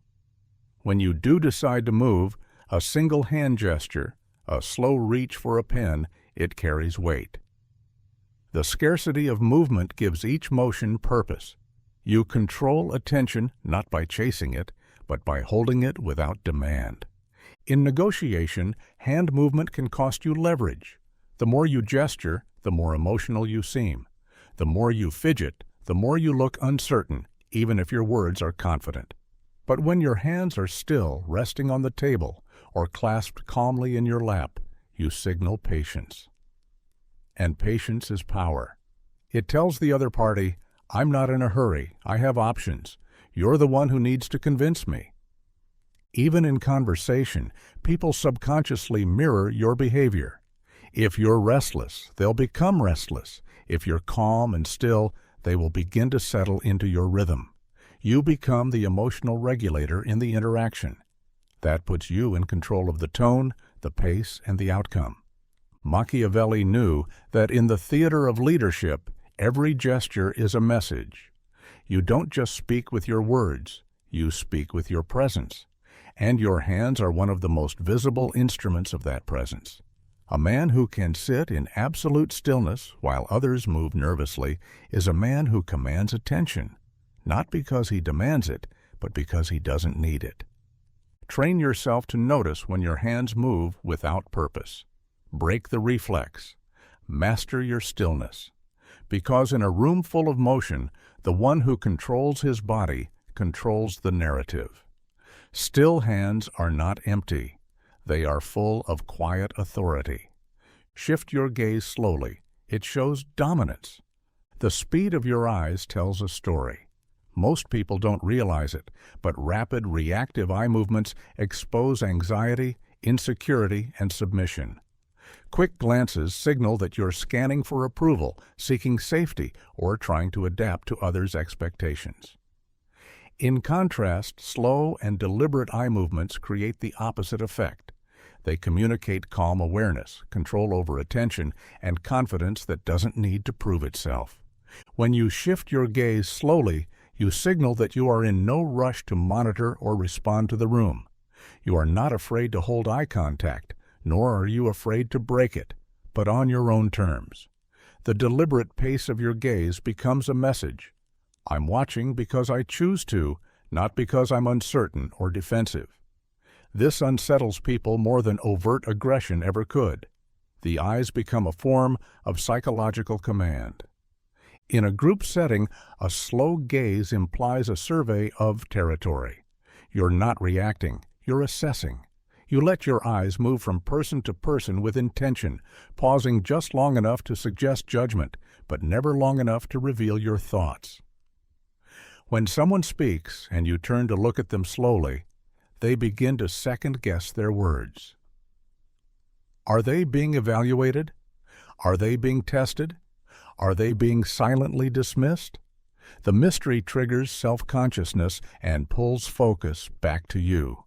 Machiavellian strategy favors behaviors that project strength without noise. Fast, darting glances give others the psychological upper hand. They read as submission or fear, as if you're trying to keep up with shifting dynamics. But when your eyes move with the patience of someone who owns the room, people start to feel like they're being seen, not casually observed, but studied, and that creates psychological pressure. This tactic also gives you time. Slow eye movements allow your mind to stay ahead of your face. You can choose what to reveal and when. If someone says something provocative or disrespectful, a quick reaction would expose emotion. But if you shift your gaze to them slowly, without changing your expression, you apply pressure without speaking. They expect a reaction. Your silence and slow turn become your response. That response is more powerful than words. In high-stakes environments, boardrooms, negotiations, interrogations, this technique is particularly effective. Everyone is watching everyone. People are reading each other's cues. When your gaze moves slowly, you appear unshaken. You become the observer, not the observed. You aren't pulled into the chaos. You rise above it. Even in social scenarios, this works. When you enter a room and make eye contact slowly, you show confidence. You're not scanning for approval. You're acknowledging, measuring, perhaps even judging. People instinctively respond with deference.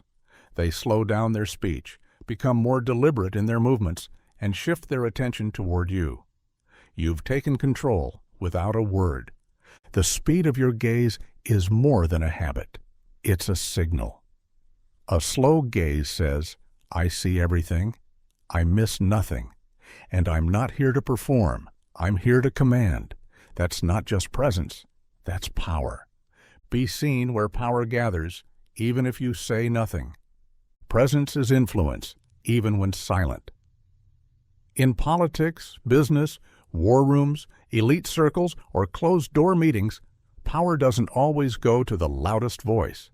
It often gravitates toward those who are simply there, consistently, quietly, observantly. Being in the room, even without speaking, communicates relevance. It tells everyone present, I belong here, I am aware, I am connected. And over time, that perceived relevance becomes real power. Machiavelli understood that proximity to power was a power of its own. The person seated near the throne, even if silent, becomes part of the throne's aura. They absorb visibility, privilege, and influence by mere association. This principle still governs every modern structure. The executive who sits in on every meeting, even if they rarely contribute, begins to shape outcomes indirectly. Others consult them, respect them, and fear the weight of their silence. Their presence becomes a variable in every decision. To be seen where power gathers, you must know where influence flows.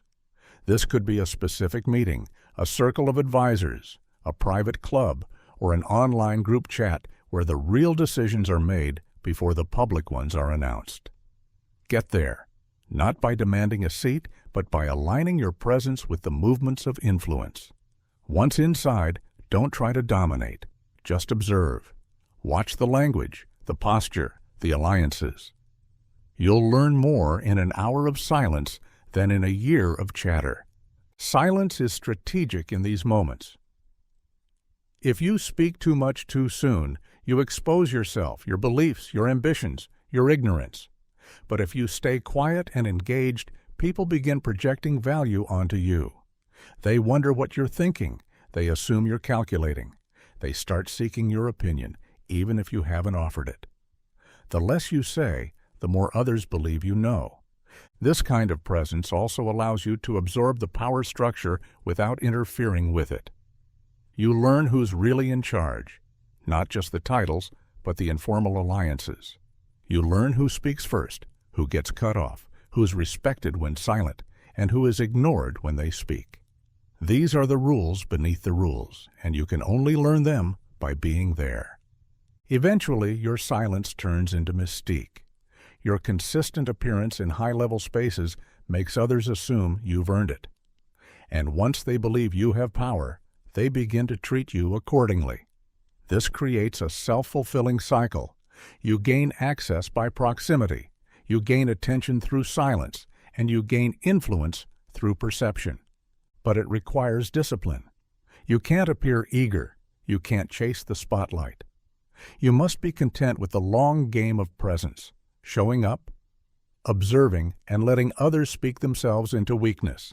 Your quiet attendance must feel like authority, not invisibility. You must move like you've always belonged, like you have nothing to prove. Over time, those in power will begin to include you, because they've seen you enough to feel you're part of their world. And those outside the circle will begin to respect you, because they don't know what you know, only that you were there. And that is often enough to change the game.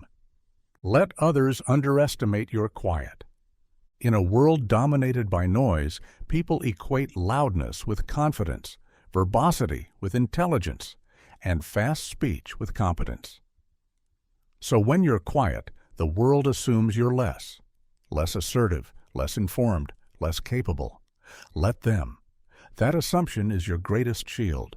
When people underestimate you, they drop their guard. They reveal more than they should. They speak without strategy, and they mistake your silence for passivity. This misjudgment gives you the space to move, observe, and gather power unnoticed.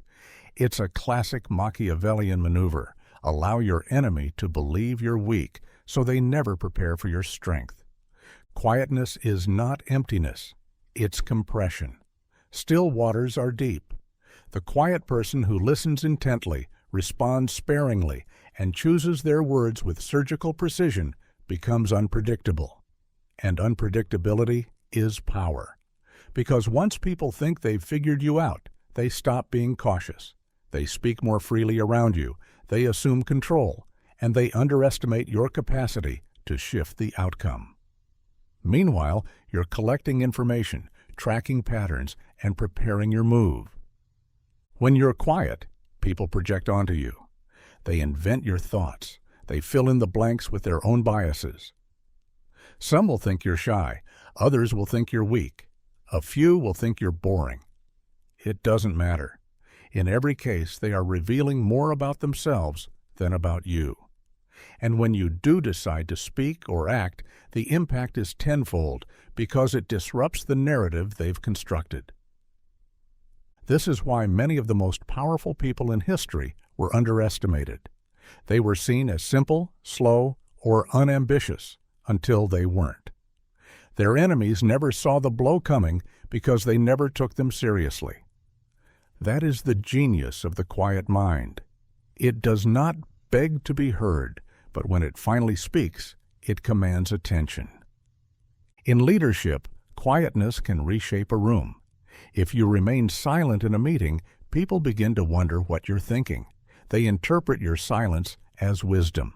And when you finally contribute, briefly, thoughtfully, they listen. Not because you demanded the floor, but because you didn't compete for it. Your scarcity of words makes each one valuable. Even in personal relationships, being quiet changes the power dynamic. The one who talks less holds more mystery. The one who doesn't always share becomes someone others want to understand. You're not withholding to punish. You're withholding to maintain leverage.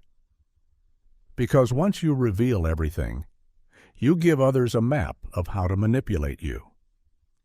But if they never quite know where you stand, they proceed cautiously. And caution is respect in disguise. Let them think you're slow. Let them think you're harmless. Let them think your silence is insecurity. Because the moment they lean too far forward, the moment they believe they've figured you out, is the moment you strike. Not loudly, not dramatically, but with precision and timing. So remain quiet, not out of fear, but out of strategy. Because the one who is underestimated moves without resistance and hits harder when no one expects it. Speak through timing, not volume. Powerful communication isn't about how loud you are, it's about when you choose to speak. Volume often masks insecurity. People raise their voices to dominate, to demand attention, to compensate for uncertainty. But volume fades.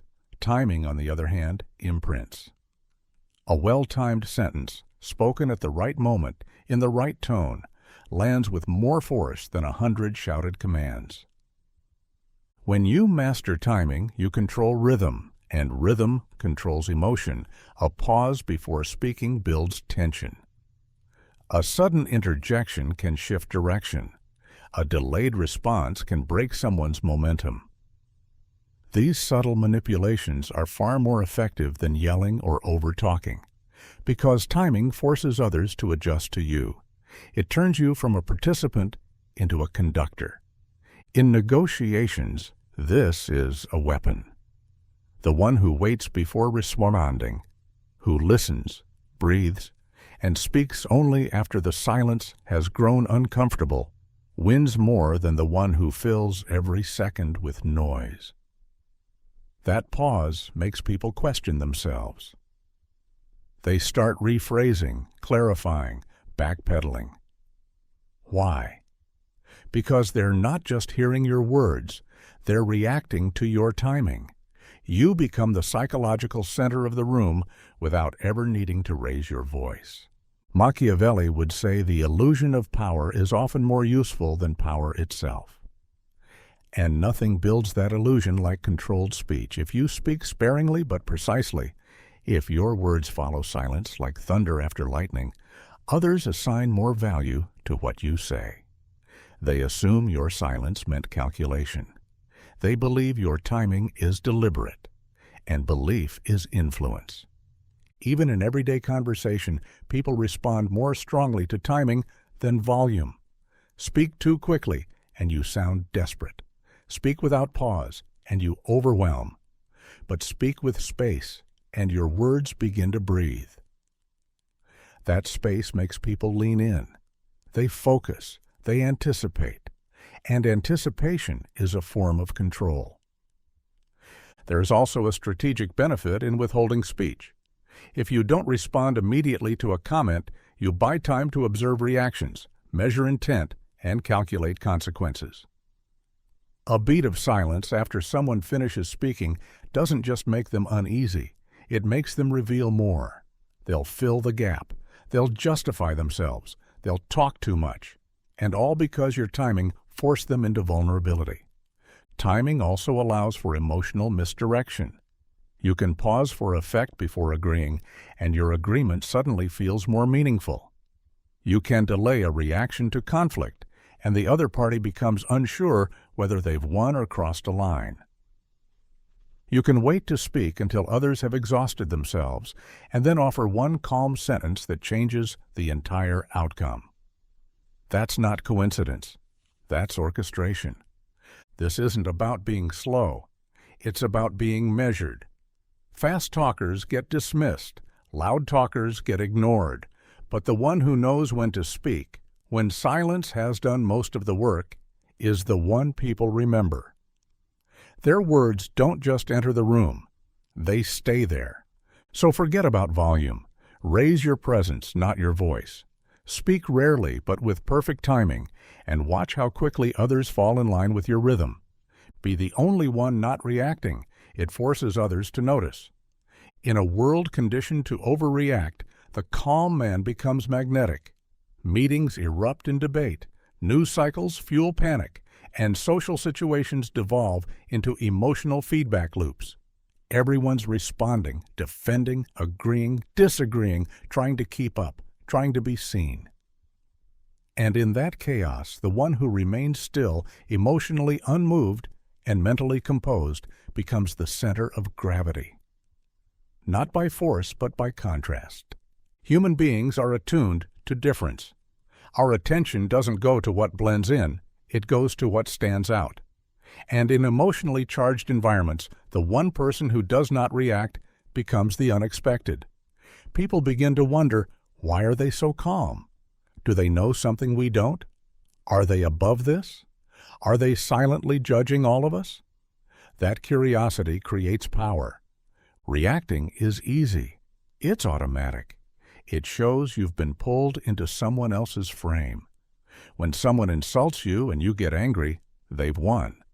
When someone makes a shocking statement and you flinch, they've gained the upper hand. But when you don't react, when your expression doesn't change, your body doesn't move, your eyes remain still, it unsettles people. It forces them to reconsider their assumptions. Suddenly, the attention is no longer on the event, it's on you.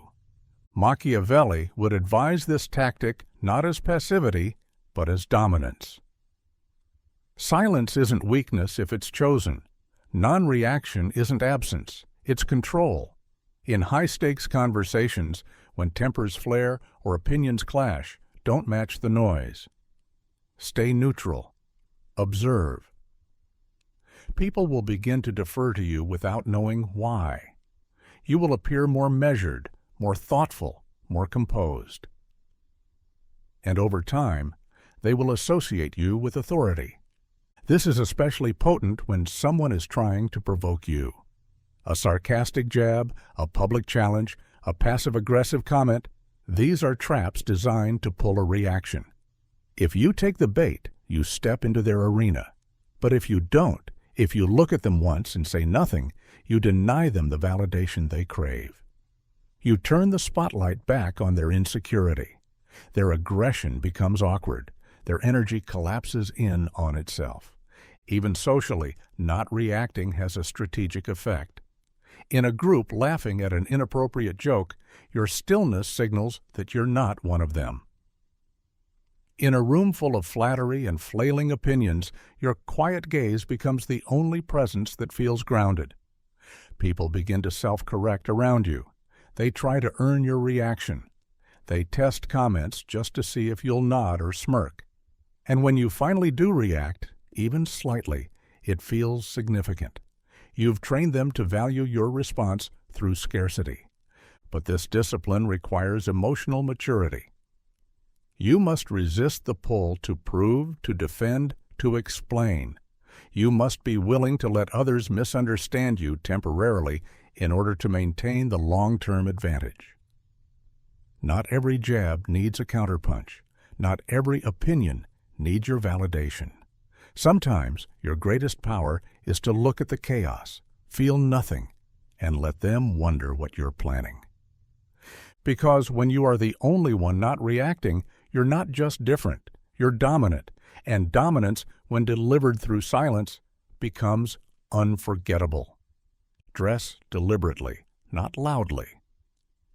In the modern world, clothing is a language. Every detail, fabric, fit, color, cleanliness, speaks before you do. But while many dress to be noticed, the Machiavellian dresses to be remembered. There is a difference. Loud clothing shouts for attention. Deliberate clothing commands it. The goal is not to impress with flamboyance, but to suggest control, precision, and quiet confidence through what you wear. Loud dressers crave approval. They lean on exaggerated colors, excessive logos, or trend chasing in hopes of standing out. But the louder the clothing, the harder the person is trying. And that effort, once detected, undermines the power it seeks to project. It tells others, I want to be seen. I need to be validated. That energy repels the very authority it attempts to conjure. Deliberate dress, on the other hand, is composed, strategic, and tailored to context. It is minimalist without being forgettable. It aligns with your message, your role, and your intended impression.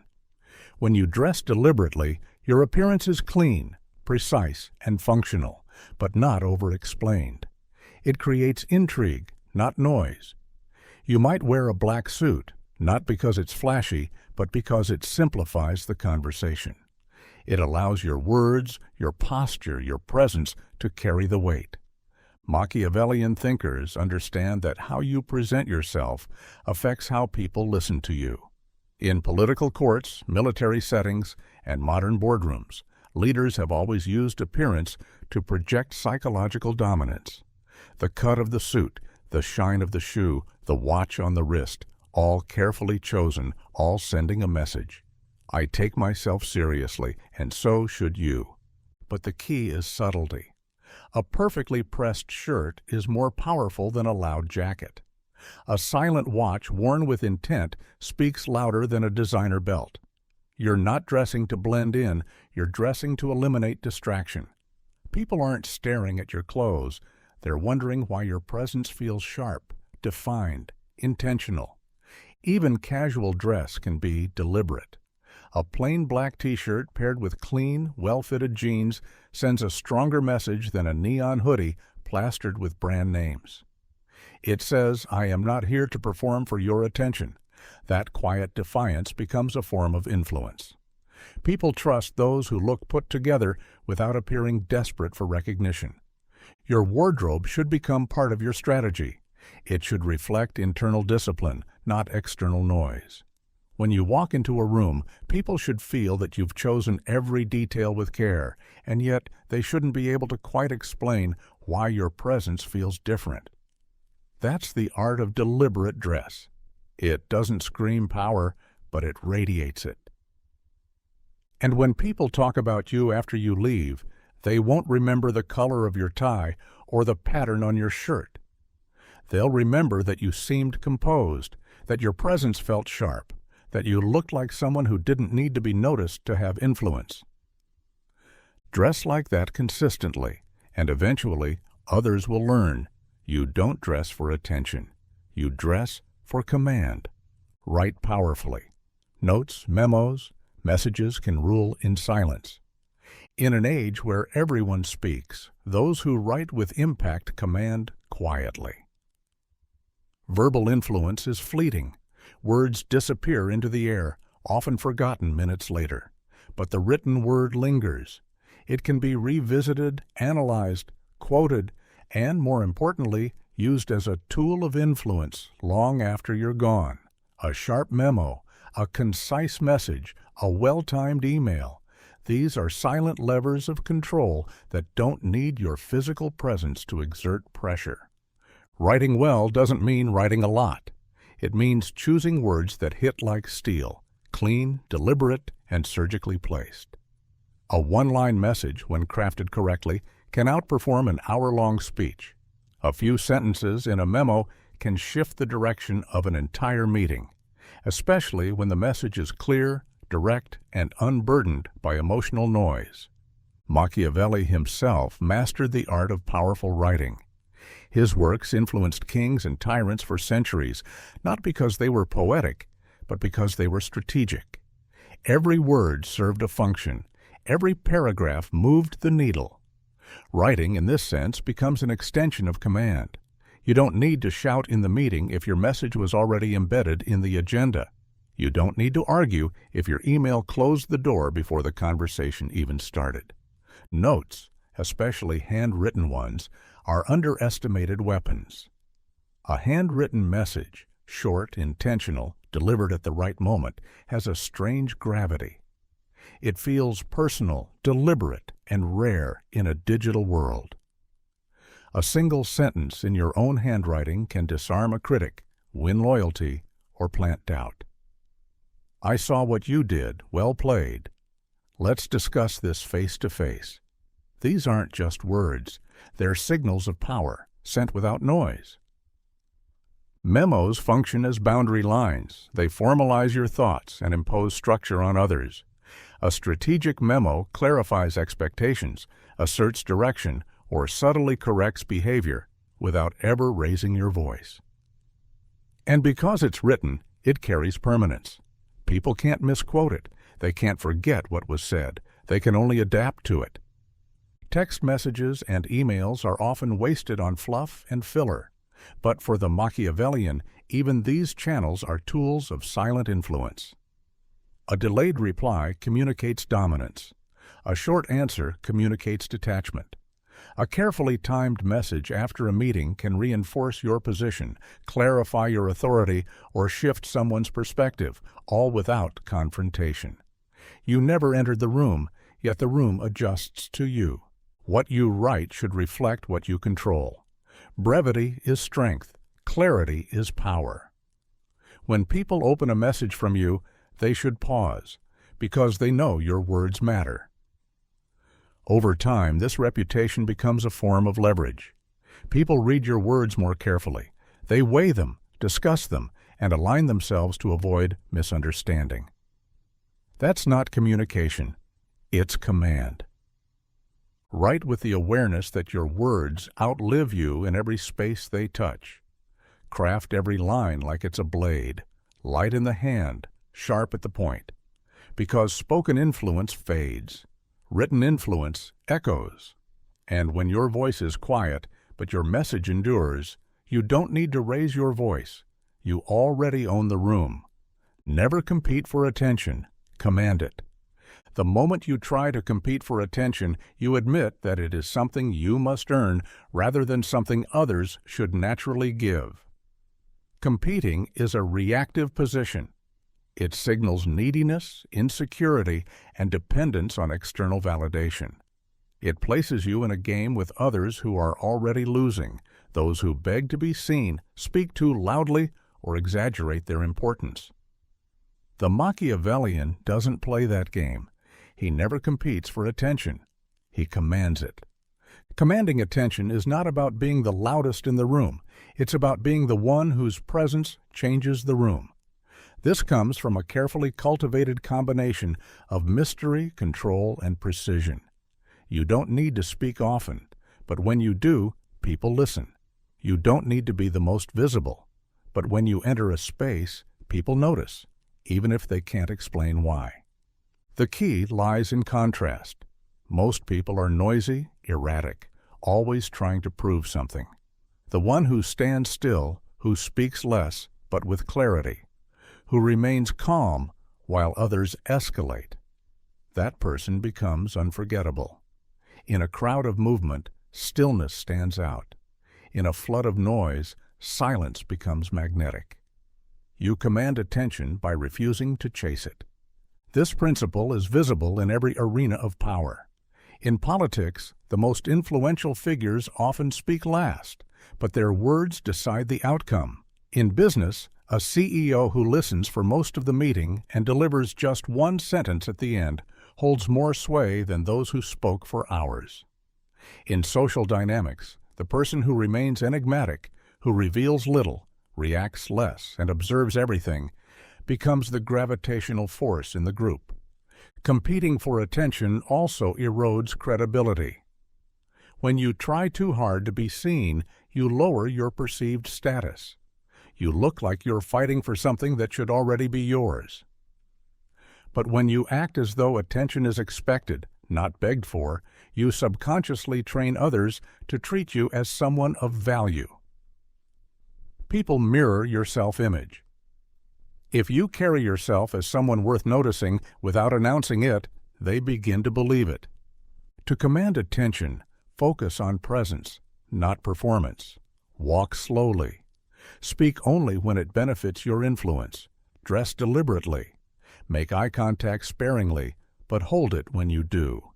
Let others fill the space with their noise while you calculate your move. When your attention is selective, your approval becomes valuable. When your time is scarce, your presence becomes sought after. You don't need to campaign for influence. People campaign to earn yours. There is also long-term strategy in this approach. Those who compete for attention burn out. They become background noise, always visible, rarely respected. But those who command attention build longevity. Their name carries weight. Their silence speaks volumes. Their appearance alters direction. So stop chasing the spotlight. Stand still and let the room adjust to you. Let your energy speak before your voice does. Because in the game of influence, the one who never competes is the one who eventually rules. Keep rituals. Controlled habits create mystique. In a world driven by chaos and constant change, those who move with ritual appear unshakable. Controlled habits, repeated actions done with intention, build more than discipline. They build mystique. When your life contains patterns that are sacred to you, repeated not for efficiency but for presence, people begin to notice. They don't just see a routine. They see something deeper, something they can't quite understand. That distance becomes power. Rituals separate the deliberate from the distracted. Most people stumble through their day reacting to what the world throws at them. Their mornings are rushed, their decisions impulsive, their attention fragmented. But the one who maintains rituals, who starts the morning with a cold shower, sharpens a fountain pen before writing, walks the same path each evening in silence, projects control over time, energy, and space. This composure makes them appear like they operate on a different frequency. Machiavellian influence is about perception, and rituals quietly sculpt that perception. When others witness your repeated actions, especially those done without explanation, they begin to attribute meaning to them. They wonder, why does he do that every morning? What's the story behind that object he never leaves home without? What does she write in that notebook before every meeting? The lack of explanation creates mystery, and mystery makes people lean in. You don't need to announce your rituals. That defeats the purpose. They should be private routines made public only through consistency. Whether it's drinking tea from a specific cup, sharpening your knife before cooking, reviewing the same passage of a book at midnight, or organizing your desk in exact formation before work. These actions, done faithfully and without justification, become symbols of inner discipline. They suggest you are anchored, grounded, beyond the erratic pace of the average person. More importantly, rituals act as a psychological fortress. They create a rhythm that cannot be dictated by external pressure. While others rush, react, or spiral, you return to your ritual.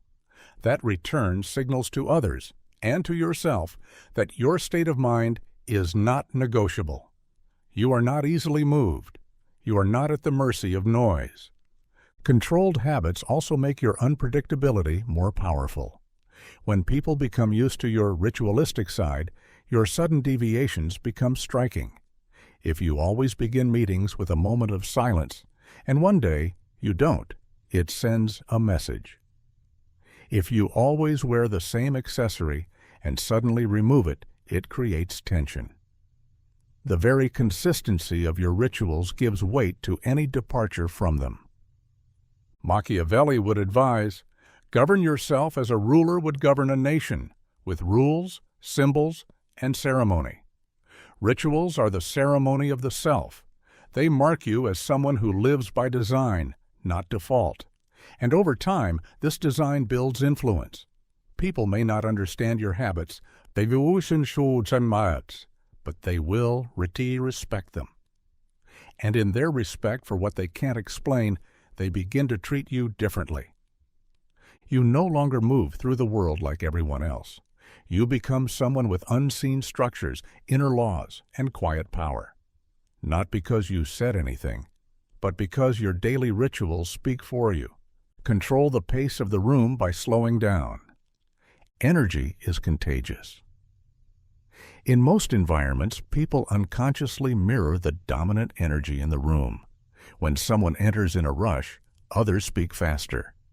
When someone panics, anxiety spreads. But when a person walks in, breathes calmly, and speaks slowly and deliberately, they change the rhythm of the space. That shift in pace becomes a form of unspoken leadership. The room doesn't move you, you move the room. Slowness, when deliberate, creates gravity. The slower you move, the more attention you gather. Why? Because you signal that you are not in a hurry. You are not being pulled by external pressure. You act, speak, and move as if time obeys you, not the other way around. This disrupts the urgency others carry and pulls their focus toward you. Your composure becomes a stabilizing force. Machiavellian thinkers use pace not as a habit, but as a tool. In a negotiation, when the other party is eager to close a deal, you slow things down. You don't match their urgency. You hold. You take your time to respond. You reread the terms. You sip your drink. That slowness breeds discomfort in them and control for you. They start to second-guess themselves, offering more just to regain momentum, all because you refused to rush. In conversation, slowing down your speech forces others to lean in. They must listen more attentively. Each word feels more intentional. Pauses become powerful. A brief silence between sentences feels like weight. Others, unconsciously, will begin adjusting their own pace, slowing their words, softening their tone, following your lead, without realizing they've surrendered the tempo. This tactic is especially effective in emotionally charged situations. When everyone is reactive, arguing, interrupting, defending, the calmest person becomes the most dangerous. You don't need to match their volume. You don't even need to speak right away. Just pause, breathe, look, then respond slowly. That contrast in energy exposes their lack of control while reinforcing your own. You appear not only composed, but in command. Pace also shapes perception. Fast speakers are often perceived as anxious or uncertain, no matter how intelligent their words may be. Slow, deliberate speakers project confidence, even if they say less. Their restraint is interpreted as power. People assume, if they're this calm, they must know something we don't. That assumption works in your favor. But to use this effectively, your slowness must be intentional, not lethargic. It should feel controlled, not sleepy. You're not delaying because you're unsure. You're pacing the moment with precision. You are setting the tempo of the conversation, the meeting, or the room like a conductor, setting the beat of an orchestra. Eventually, this becomes your signature. People start adjusting their speed the moment you enter. They wait for your reaction. They time their comments around your rhythm. And in doing so, they quietly surrender psychological control, not because you demanded it, but because you set it. Move slowly, speak precisely, let urgency swirl around you while you remain the calm center of motion. Because the one who controls the pace controls the direction, and the one who refuses to rush becomes the one everyone else follows. Speak with your presence, never your desperation. Desperation is loud. It shows up in forced smiles, constant agreement, rushed speech, and too many words. It's the energy of someone trying to prove, impress, or belong. And the moment people sense desperation, they instinctively lower your status. You may think you're being warm, enthusiastic, or persuasive, but desperation always betrays need. And neediness is the antithesis of power. Presence, on the other hand, speaks without noise. It's the silent message that says, I belong here. I need nothing from you. When you walk into a room without the hunger for validation, people take notice. Your stillness, your calm, your deliberate pace, all of it becomes a form of communication. You're not trying to win the room. You're letting the room adjust to you. Machiavellian influence thrives on this contrast. The more others try to be liked, the more desperate they appear. But the one who appears content, centered, and untethered to others' opinions becomes the gravitational force in the room. People don't follow you because you convinced them. They follow because your presence feels stable. And in a world of volatility, stability is seductive. Think about someone who walks into a meeting, says little, but sits with perfect posture, listens intently, and speaks only when necessary. That person doesn't need to talk to make an impression. Their energy fills the space. Their silence holds weight. Their presence alone communicates confidence, competence, and command. Compare that to someone who interrupts often, laughs too loudly, or tries too hard to be agreeable. They become forgettable, even irritating. Presence is about signaling sufficiency. You don't need to prove anything because you've already decided your value. That internal certainty becomes external influence. People can feel when you're not trying to be chosen. They trust someone who doesn't beg to be trusted. They respect someone who doesn't chase approval. This doesn't mean being cold or arrogant. It means being full, anchored in your own self-respect. You make eye contact without staring. You listen without nodding excessively. You speak with clarity, not speed. You take up space without demanding it. And when others speak, you don't rush to respond. You let them feel your stillness, your presence, and then you speak, not from need, but from choice. In negotiation, presence destroys desperation. When you appear eager to close the deal, the other party senses leverage. But when you stay grounded, comfortable walking away, unshaken by silence, you shift the power dynamic. You're not there to be chosen. You're there to choose. Desperation pushes people away because it smells of fear and lack. Presence pulls people in because it radiates certainty. And certainty is rare. In rooms full of noise, the one who speaks with nothing but presence becomes unforgettable. So never sell yourself through eagerness. Never explain your worth through desperation. Let your energy speak first. Let your silence carry weight. And when you finally do speak, speak like someone who's already chosen themselves. Because once you do, others will follow, not because you asked, but because you never had to. Withdraw without warning. It creates psychological scarcity. Human psychology is driven by contrast. We value what is rare and we pursue what is elusive. The more present and predictable someone is, the more they become taken for granted. But when you suddenly withdraw, when your presence disappears without explanation, you trigger a deep discomfort in others. That silence, that space where you once were, becomes louder than anything you could have said. You create a vacuum, and the human mind rushes to fill it. People don't just notice your absence. They start wondering why. Was it something they said? Did they lose your respect? Are you testing them? The uncertainty works in your favor. While they overthink, replaying every moment for clues, you regain control over the narrative. You didn't argue. You didn't defend. You simply vanished. And in that disappearance, your value multiplies. Machiavellian strategy thrives on psychological scarcity. Scarcity forces others to confront your worth without you having to advertise it.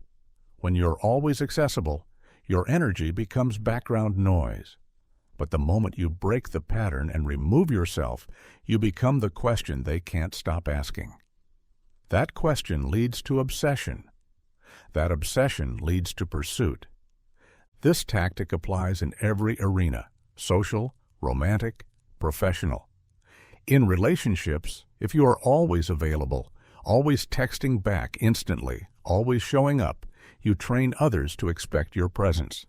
But when you go silent, when you don't show up where they expected you to be, the shift in dynamic is immediate. They start checking their phone. They bring up your name. They wonder what you're doing and who you're with. You've stopped chasing. And now they start. In professional environments, withdrawing can be just as powerful. If you're always in meetings, always contributing, always over-explaining, your voice begins to lose its edge. But if you suddenly stop attending, go silent on group emails, or speak less in the room, others begin to notice. They wonder where your opinion went. They start seeking it out. because what was once routine has now become rare. The key is to withdraw without drama. Do not announce your departure. Do not explain yourself. Explanations dilute mystique. Just step back. Let others do the guessing. The absence must feel clean, almost surgical. You're not punishing anyone. You're resetting the scale. You're making your presence felt by removing it. But scarcity only works if your presence had value to begin with. You must have offered something: clarity, calm, insight, stability. Your withdrawal must feel like something is missing. If done correctly, when you return, your presence will be met with renewed respect, curiosity, and attentiveness. You'll speak and they'll lean in, not because you raised your voice, but because they've gone days without hearing it. So disappear strategically, not to sulk or to punish, but to remind others that access to you is a privilege, not a guarantee. Let them experience life without your influence for a while. Because the most powerful people aren't the ones who are always seen. They're the ones whose absence is felt. Study every movement before making your own. Power belongs to the one who watches first. In any arena, business, politics, war, or social dynamics, those who act without observation risk revealing too much, too soon. But the one who studies first, who observes patiently and calculates each variable before moving, holds the advantage. The Machiavellian doesn't rush to act. He waits. He watches. He analyzes every detail, the alliances, the timing, the stakes. Only when he understands the full terrain does he move. And when he moves, it's deliberate, impactful, and irreversible. The average person acts from impulse. They speak quickly, react emotionally, and chase opportunity without understanding the cost. Their actions are noisy, their intentions visible, but the strategist never shows his hand. He doesn't react. He records. He learns the dynamics of the room, the personalities in play, the power structures hidden beneath the surface. While others compete for attention, he's quietly gathering data. This is not passive behavior. It's active observation. It means noticing who interrupts whom, who flinches under pressure, who tries too hard to please. It means measuring the tempo of the conversation and the hierarchy that governs it. Who speaks with authority? Who waits for permission? Who's bluffing and who's real? Every word, gesture, pause, and silence becomes a signal. And by studying these movements, you build an invisible map, one that lets you navigate more intelligently than anyone else in the room. In negotiation, this principle is lethal. If you make the first offer or show your position too early, you give your opponent ground to maneuver. But if you stay silent, letting them make the first move, you gain critical insight. You know their priorities, their limits, their expectations. Then, when you finally speak or act, it's not reaction, it's precision. And precision is far more powerful than speed. Even socially, this strategy creates dominance. Most people seek to impress from the outset. They overshare, overexpress, overpromise. But when you enter quietly and observe, without rushing to be liked or known, you become a question rather than an answer. People start to wonder who you are. They adjust their behavior around your stillness. You haven't done anything flashy, and yet you've taken control of the frame. Timing is critical here. You don't wait forever.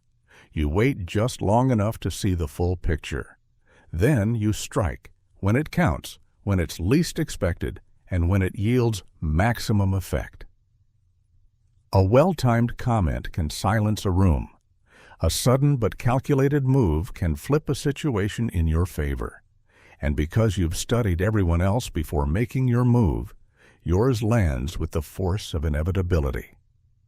Machiavelli understood that power lies not in constant action, but in strategic action. And strategy begins with observation. So never be the first to jump. Be the first to see. Be the one who knows every piece on the board before placing his own. Because the man who studies every movement before making his own doesn't need to act often. He only needs to act once, and everyone will feel it. Be early or be gone. Never average. In power dynamics, timing isn't just strategy, it's identity. Those who show up early signal readiness, discipline, and initiative. Those who show up late often arrive with excuses and diminished leverage. But those who show up on time, precisely when expected, blend in. They become part of the crowd. And Machiavellian influence doesn't come from blending in. It comes from standing apart. That's why you should either be early and unforgettable or not there at all. To arrive precisely when expected is to be forgettable, but to arrive before expectation is to own the room before it even begins. Being early is not about punctuality, it's about positioning. When you're early, you're calm. You own the space before others fill it. You observe people as they arrive, read the environment, claim your spot, and set the tone. Whether it's a business meeting, a negotiation, or a social event. The first to arrive isn't just prompt, they're present. They see everything unfold. They're never flustered, never reactive. They shape the rhythm rather than follow it. Average people arrive at the expected time. It's the mark of someone who does enough not to be criticized, but never enough to be remembered. They follow rules but don't bend environments. Their presence is a check mark on a schedule, but being early says something more. I don't operate on your clock. I operate on my own. That's a power signal. In meetings, the early arrival chooses where to sit. That may seem trivial, but in power games, optics matter. Sitting at the head of the table, positioning yourself near decision makers, or simply being settled and composed while others rush in, all of it accumulates influence. You've already won the first battle, control of the frame. This mindset also applies to ideas, trends, and moves in business or politics. The one who is early, who sees what's coming before others do, who acts before the market reacts, reaps the rewards. By the time the average participant joins the wave, it's too late. The moment belongs to someone else. That someone is the one who didn't wait for permission. But the other half of the principle is just as important. Be gone. If you're not prepared to be early, don't bother being average. Withdraw. Let your absence say more than a mediocre performance would have. Why? Because average diminishes your value. It teaches people that your presence is forgettable, predictable, interchangeable. And once you're seen as average, you become a commodity, easily replaced, easily overlooked. Machiavellian influence depends on reputation. Every move you make either strengthens or weakens how others perceive your significance. Consistently arriving early builds a reputation for sharpness and self-command. It suggests that you're ahead, not just in time, but in thought. But showing up as just another face in the crowd erodes that edge. So be early. Set the tone. Let others adjust to your timing. And if you cannot lead the room, own the room, or bend the room, leave it. Because in every sphere of influence, the worst place to be is in the middle. The average man fades. The early man rules. Stare past people, not at them. Signal that you see more than they do. Eye contact is a powerful tool, but it's often misunderstood. Most people are taught to maintain eye contact to show confidence, to connect, to engage. But Machiavellian influence operates on a deeper, more unsettling frequency. Instead of locking eyes to build rapport, you use your gaze to build mystery. And the most powerful gaze is not one that stares at people. It's one that stares past them. Why? Because it creates psychological distance. When you look directly into someone's eyes, you're meeting them where they are. You're grounding yourself in the present moment and engaging on equal terms. But when you stare just beyond them, through them almost, they begin to feel that your thoughts are elsewhere. You're no longer interacting, you're observing, and that makes people uncomfortable in a way that sparks curiosity and caution. People instinctively try to place themselves in the mental focus of others. It's how social bonding works. But when your gaze ignores that rule, when it feels like you're seeing something they can't, it causes a subtle destabilization. They wonder what you're thinking, what you're seeing, what they're missing. That wondering is control. You've taken the invisible high ground, not by words, but by perception. This tactic is not about rudeness or emotional detachment. It's about signaling that your mind operates on a broader wavelength. You're not just in this room, you're above it, ahead of it, beyond it. You signal a level of foresight and depth that others feel but can't quite explain. You become a figure of intrigue. People begin to interpret your silence as wisdom, your pauses as calculation, your distance as insight. Think of powerful historical figures, those who command without shouting. Their eyes don't dart, their gaze doesn't beg for connection. It scans, it penetrates, and more often it looks through, not into. This unsettles opponents, it humbles allies, it forces others to seek your approval without realizing why. In a confrontation, this technique becomes even more strategic. When someone expects you to match their intensity, and instead you look past them, toward the wall, the sky, the space beyond, it deflates their aggression. They feel unseen. They're expecting a battle of dominance, but your refusal to even recognize their level puts them on unstable ground. They're left wondering if they even matter in your eyes. This is also effective in negotiation or leadership settings. When someone presents an idea or tries to impress you, and you respond by briefly staring past them, thinking, calculating, absorbing, it tells them their performance is under review, not for approval, but for relevance. You've silently shifted the hierarchy. Now they want to know what you think. But this tactic only works if paired with self-control. Your movements must be slow, your demeanor composed. Any tension or fidgeting betrays the illusion. The power lies in the stillness of the gaze, the deliberate redirection of focus. Not outward in distraction, but inward, like you're mentally several steps ahead. To stare past people is to remind them you are not here to impress. You are here to decide. You don't need their attention, you command their attention by refusing to seek it. And in doing so, you don't just change how they see you, you change how they see themselves. Let them assume you're watching. Assumptions are powerful. There's a unique psychological pressure that comes from being observed or believing that you are. People modify their behavior when they think they're being watched. They become more cautious, more strategic, more self-aware, and that's exactly the space where control is created. You don't need to monitor every move or issue constant reminders of your presence. Instead, let them assume you're watching. The uncertainty alone is more effective than direct oversight. This principle taps into one of the oldest psychological triggers, the fear of judgment.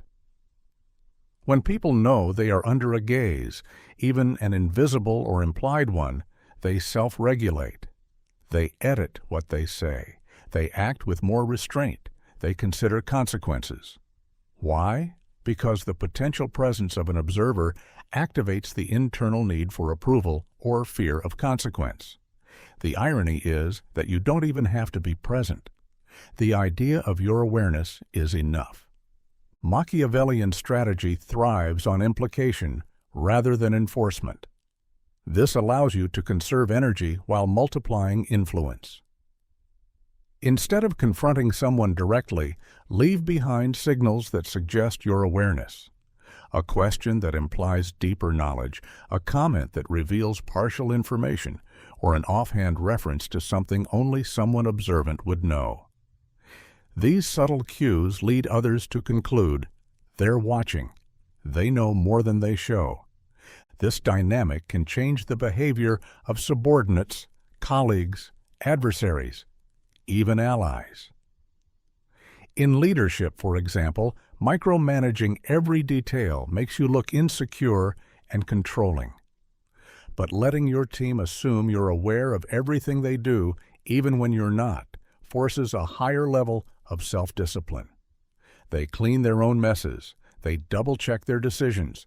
They manage risk as if you'll notice, even if you never comment.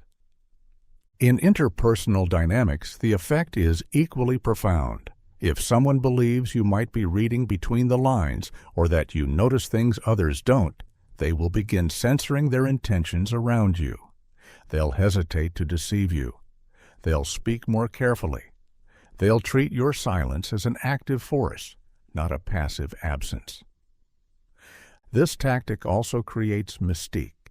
People begin to second-guess what you've seen, what you know, and what you might do with that information. When you don't react overtly, they fill the silence with their own anxiety. That mental spiral is often more powerful than any confrontation. They try to anticipate your next move, even though you've made none, and that anticipation hands you the advantage. Of course, for this to work, you must be perceived as someone capable of seeing more than you show. Your reputation must carry the weight of insight. Your occasional feedback must reveal layers others miss. Over time, this builds an aura of awareness around you. You don't speak often, but when you do, it's sharp. You don't correct everything, but when you do, it lands deep. And from then on, your absence will never feel like absence. It will feel like possibility. People won't just wonder where you are. They'll wonder what you've seen. And when people start watching themselves because they think you are watching, they're no longer in control. You are. Smirk only when you've already won. There's a reason the smirk unsettles people more than a full-blown smile or a neutral face. It's not just an expression. It's a message. But like any powerful tool, it must be used with precision. Smirking too early reeks of arrogance and insecurity. It looks like bravado, a weak attempt to project dominance before it's earned. But when the outcome is already yours, when the room has turned in your favor, when your opponent is outmaneuvered, when the silence confirms your victory, that's when a subtle, controlled smirk becomes a weapon of psychological finality. The smirk, used at the right moment, doesn't just communicate confidence. It communicates control. It says, I saw this coming before you did. I set the trap you walked into. I don't need to say anything. You already know. And that's what makes it so devastating.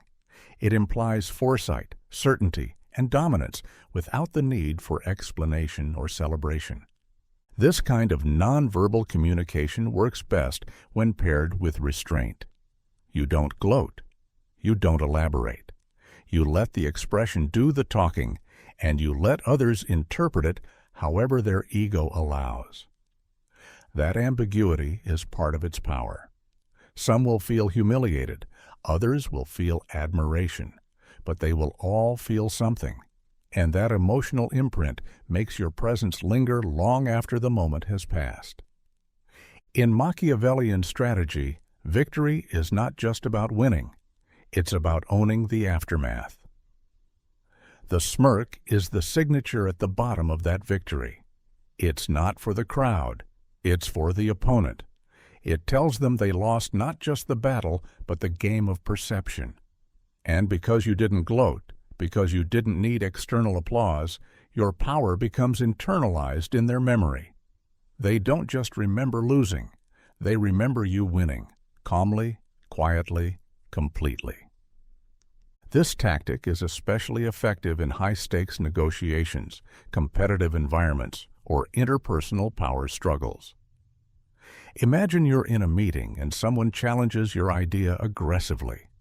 You stay composed, let them speak, then deliver a single sentence that dismantles their argument. You don't need applause. You don't even need to look at them. Just a slight smirk, subtle, effortless at the moment their face changes. That's the checkmate. But timing is everything. If you smirk before the room turns, you look insecure. You look like someone pretending to be in control, hoping your confidence will make up for your lack of leverage. People spot that desperation instantly, and it backfires. Your smirk becomes a caricature, a signal that you need others to believe you're winning, which only proves you're not. So wait. Hold your expression until the last piece falls into place, until the silence says more than the dialogue, until the opposition has no response. Then, only then, allow the corners of your mouth to rise, not in joy, but in confirmation. It's the punctuation mark of the powerfully silent. And it's unforgettable, because a true Machiavellian doesn't need to announce the win. He lets it settle into the minds of others. And the smirk, when used at the precise moment, does more than communicate victory. It engraves it. Make others initiate greetings. It shows who submits. In every interaction, especially the first few seconds, there is an unspoken negotiation of power. One of the most overlooked but revealing of these moments is the greeting. Who speaks first? Who moves toward whom? Who smiles first? Who extends their hand first? These gestures are not just social pleasantries. They are subtle indicators of hierarchy. To make others initiate greetings is to silently demand acknowledgement of your position. It is to force them to offer submission before you've spoken a word. This tactic relies on stillness and self-possession. When you walk into a room or pass by a group and don't rush to greet, you are communicating that your status does not require constant signaling. You're not scanning for approval or trying to fit in. You're simply there, as if you belong everywhere and owe nothing to anyone. That calm detachment triggers awareness in others. It forces them to react to your presence. And the way they do reveals their perception of your authority. When someone greets you first, especially if they do so enthusiastically or eagerly, it's a signal that they are seeking your attention, your favor, or your approval. Whether they know it or not, they are submitting. They are placing themselves in a lower energetic position, acknowledging you as someone whose presence must be recognized. And if you return that greeting in a measured, controlled way, not with equal energy, but with deliberate acknowledgement, you solidify the dynamic. You don't reciprocate submission, you permit connection. This is not about arrogance. It's about framing. Machiavellian influence is built on subtle cues that suggest power without needing to declare it.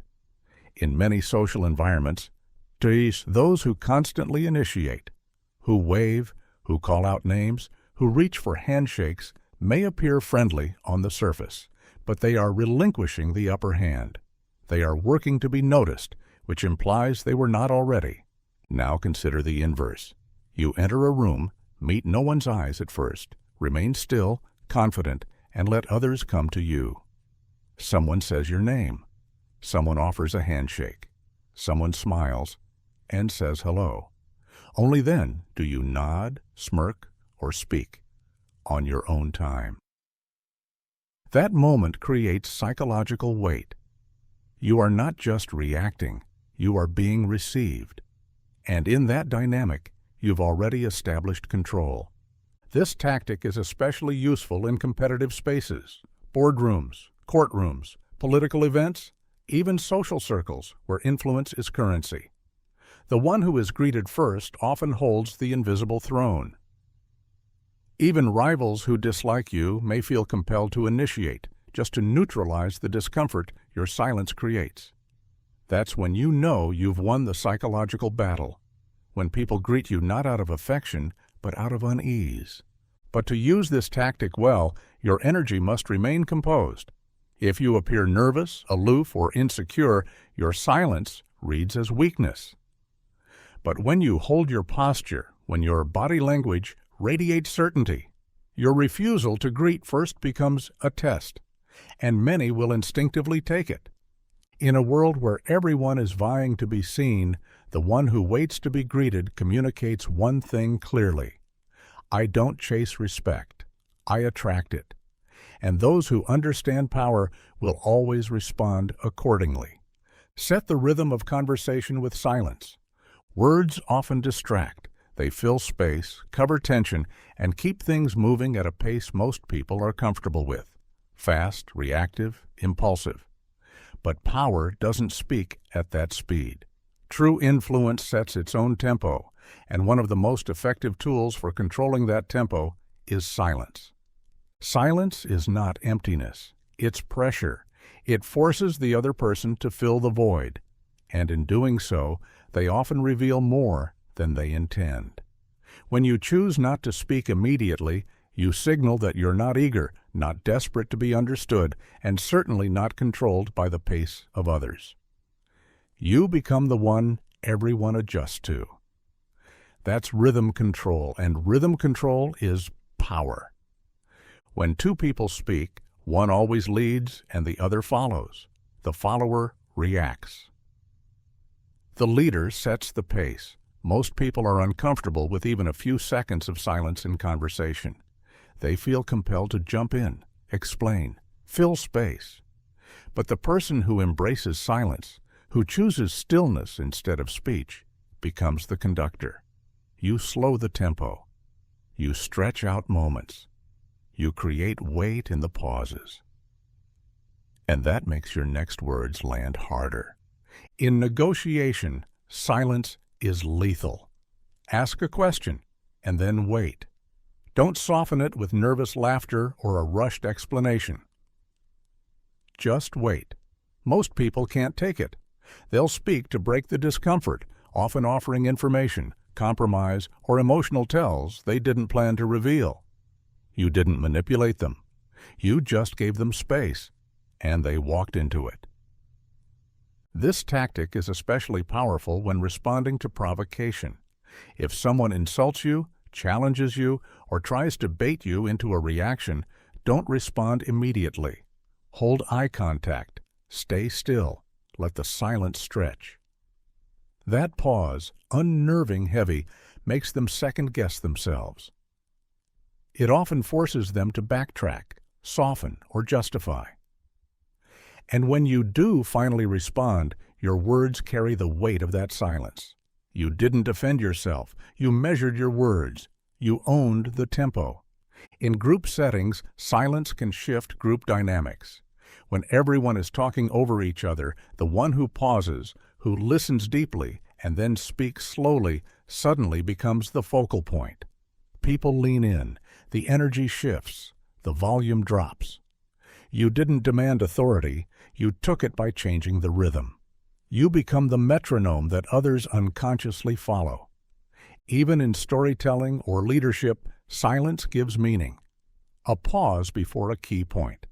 A deliberate breath after a powerful sentence. These micro-moments create anticipation, drama, and gravity. They make your words feel curated rather than improvised, and they force your audience to meet you on your terms, not theirs. But to wield silence effectively, you must be comfortable in it. You must train your body not to twitch, your face not to rush, your mind not to panic. The silence must feel deliberate, not awkward. That presence, calm, grounded, and still, signals dominance without aggression. So don't speak to fill the air. Speak to shape it. Let silence be the stage on which your words perform. And the more you master that rhythm, the more others will unconsciously follow your lead. Not because you said more, but because you said less, and made it matter. Touch nothing. Untouched things hold mystery. In a world where most people fidget, grab, rearrange, and interact with their environment to soothe anxiety or express control, the act of doing nothing becomes deeply symbolic. When you don't reach, don't touch, don't interfere. When you sit or stand in stillness, letting everything around you be, people begin to read into that stillness. They project meaning onto it. They wonder what you're thinking. They assume you know something they don't. This isn't about germophobia or aloofness. It's about perception. Machiavellian influence doesn't require constant motion. In fact, the less you do with your hands, the more powerful your presence becomes. A man who touches nothing in a room gives the impression that he doesn't need to. He is not trying to control the space physically. He already controls it psychologically. His restraint becomes an aura. People unconsciously associate touch with desire or nervousness. When someone walks into a room and starts adjusting their clothes, fiddling with objects, or playing with their pen, it signals insecurity or overstimulation. But the one who enters a room and leaves everything as it is, who doesn't move a single object, who doesn't lean or fidget, creates a sense of separation from the environment, as if the environment has to adjust to him, not the other way around. This applies equally in personal and professional settings. In a meeting, when others shuffle papers, open folders, and gesture wildly, the person who simply sits with hands resting, observing without interacting, often becomes the most intimidating. Not because they're passive, but because they're unreadable. The mystery builds. Why aren't they reacting? What are they thinking? That silence paired with restraint becomes authority. Touch also implies ownership. When people walk into a room and touch something, your desk, your objects, even your arm, they're asserting familiarity, even dominance. When you refrain from doing the same, you maintain distance. That distance becomes intrigue. People will wonder why you won't touch the glass, the phone, the papers. They may even begin to treat the untouched objects as sacred or symbolic. A book you carry but never open. A folder you set down but never reference. The untouched becomes a focal point. Its lack of use becomes its power. This principle extends to body language too. Touching your face, tapping your fingers, or gesturing constantly all signal a lack of control. But if your hands remain still, if your body doesn't rush to fill space or explain itself, then your presence becomes disciplined, stoic, composed, deliberate. Others begin to feel like they are on display while you remain unfazed. That reverses the usual dynamic. Now they seek to understand you.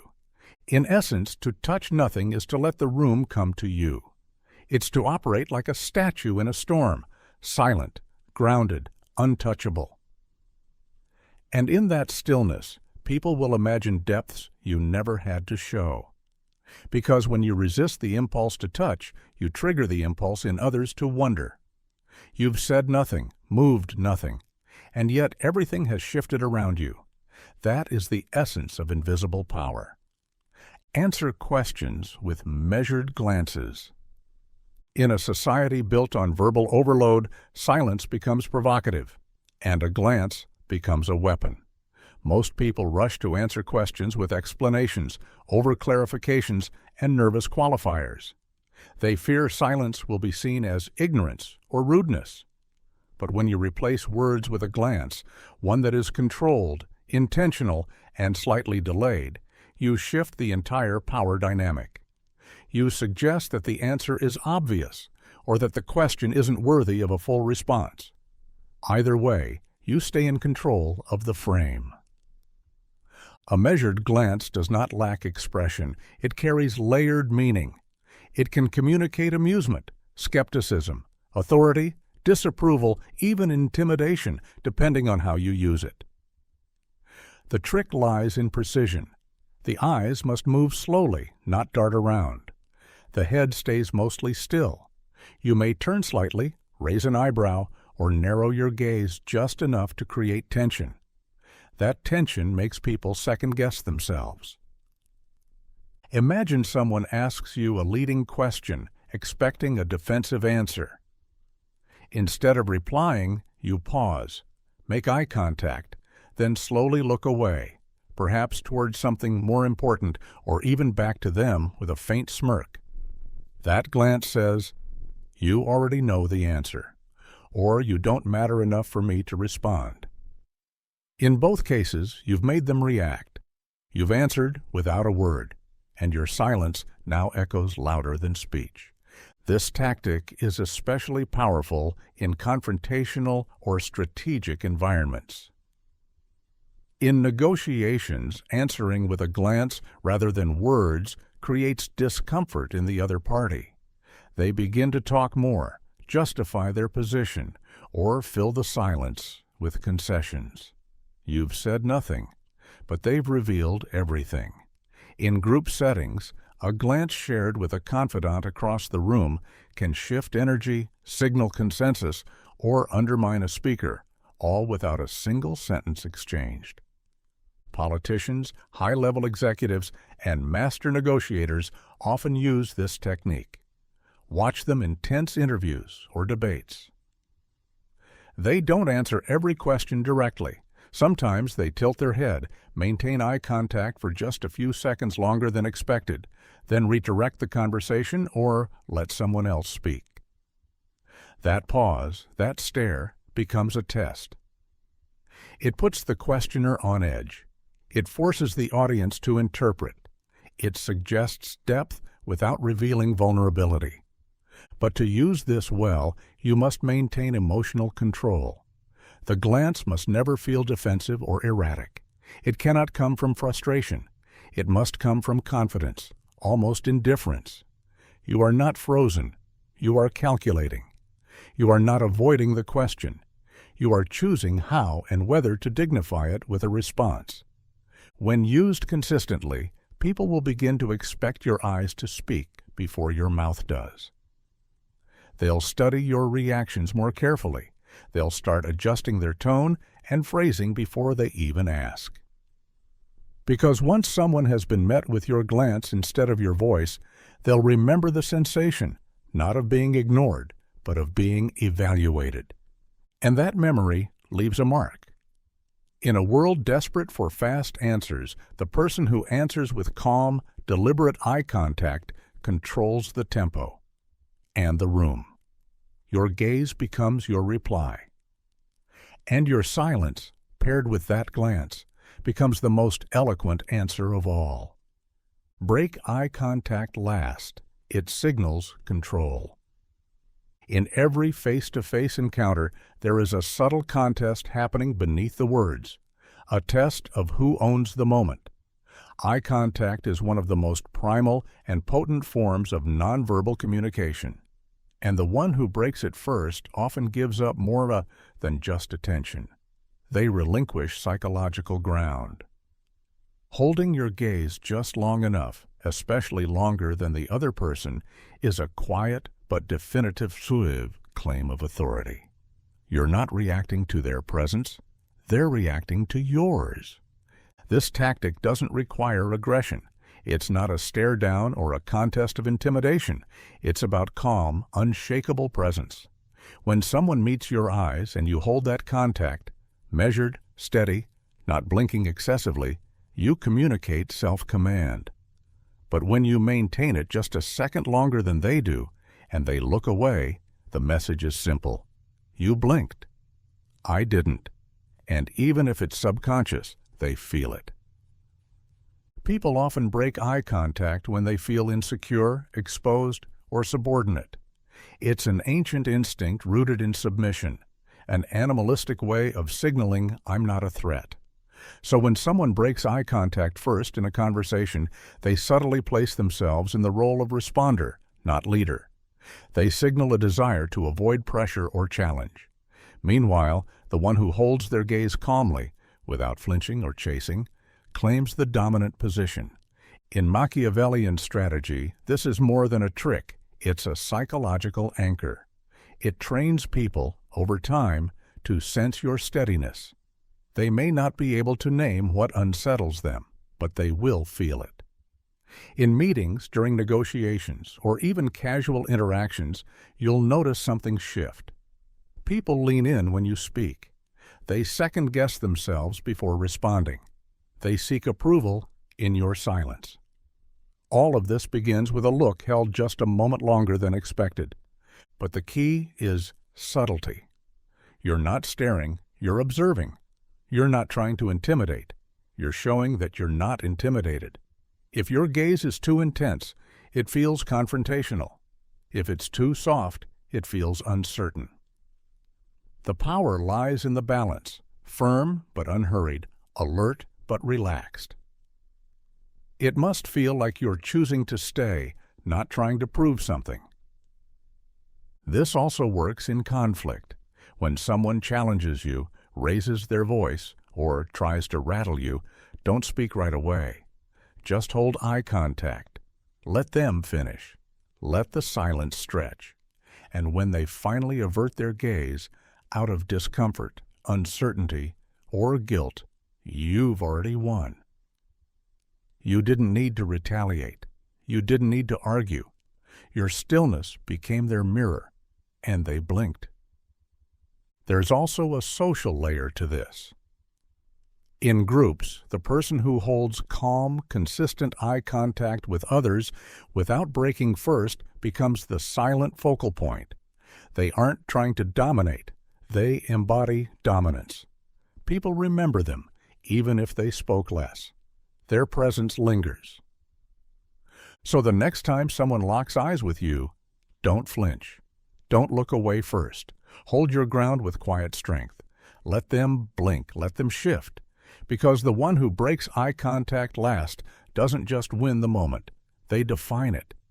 Stay in control of your breath. Panic is loud. The body betrays the mind. Long before your words falter or your face gives way, your breath speaks for you. It tightens when you're afraid, quickens when you're uncertain, and scatters when you lose control. Most people don't notice this, but everyone feels it. Panic doesn't have to be shouted.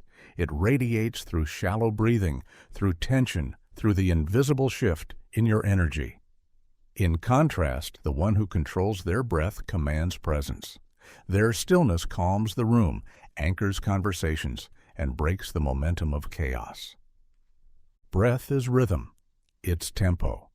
When your breathing is slow, steady, and measured, you unconsciously slow down your thoughts, your speech, and your movements.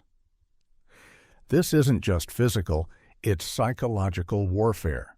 Because when others are escalating, arguing, over-explaining, performing, you remain unshaken.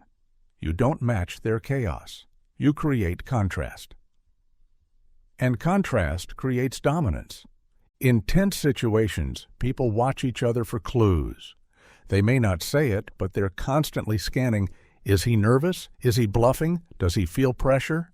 And even if your face is blank and your tone is neutral, erratic breathing gives you away. It signals weakness.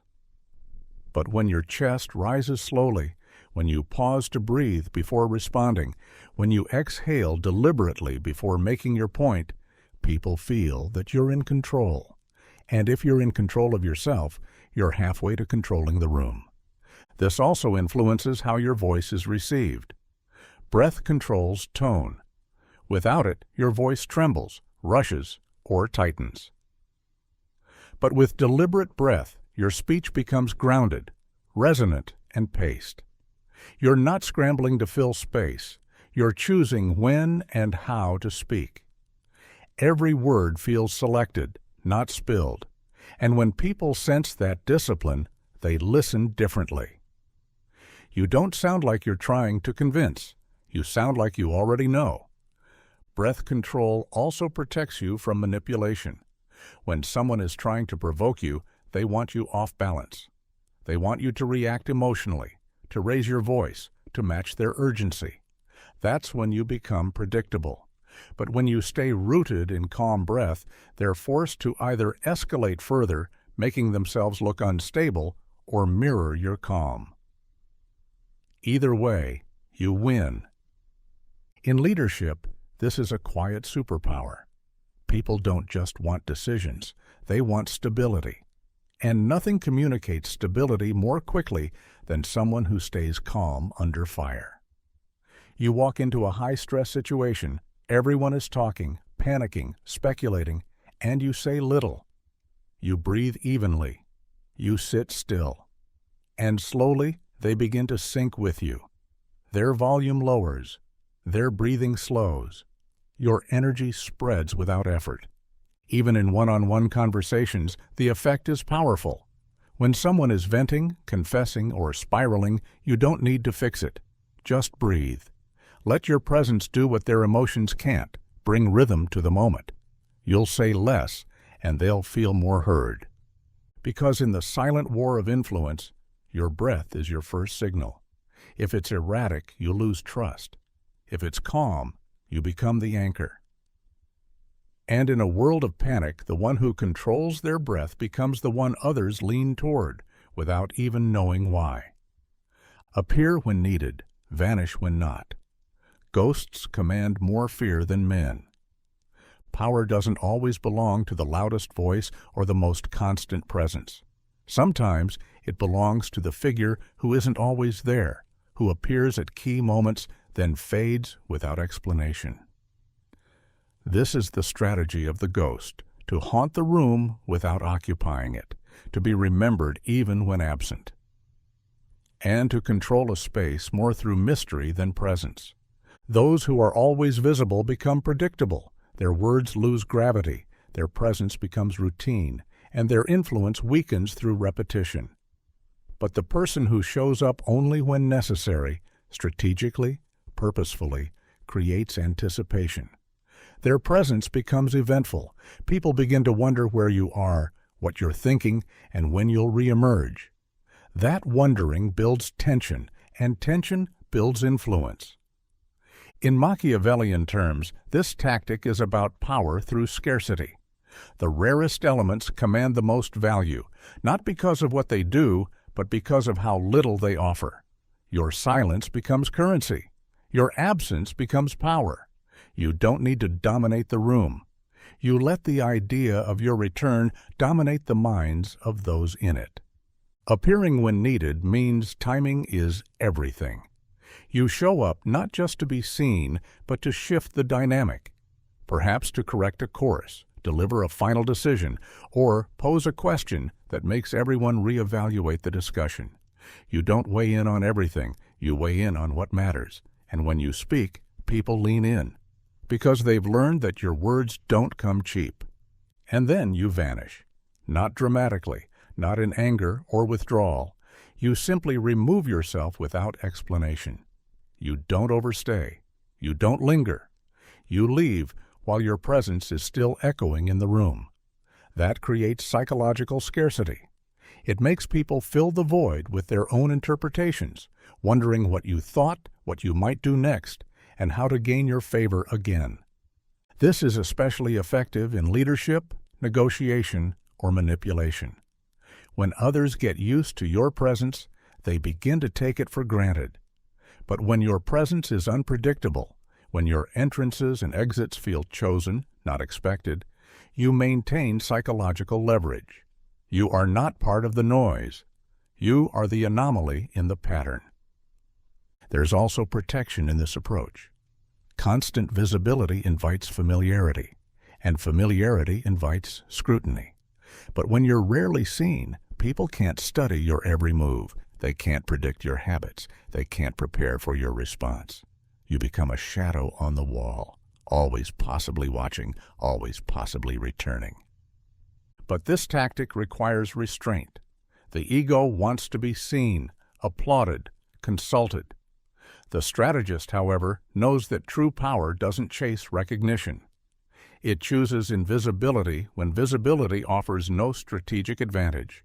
So let others crowd the spotlight. Let them clamor for attention.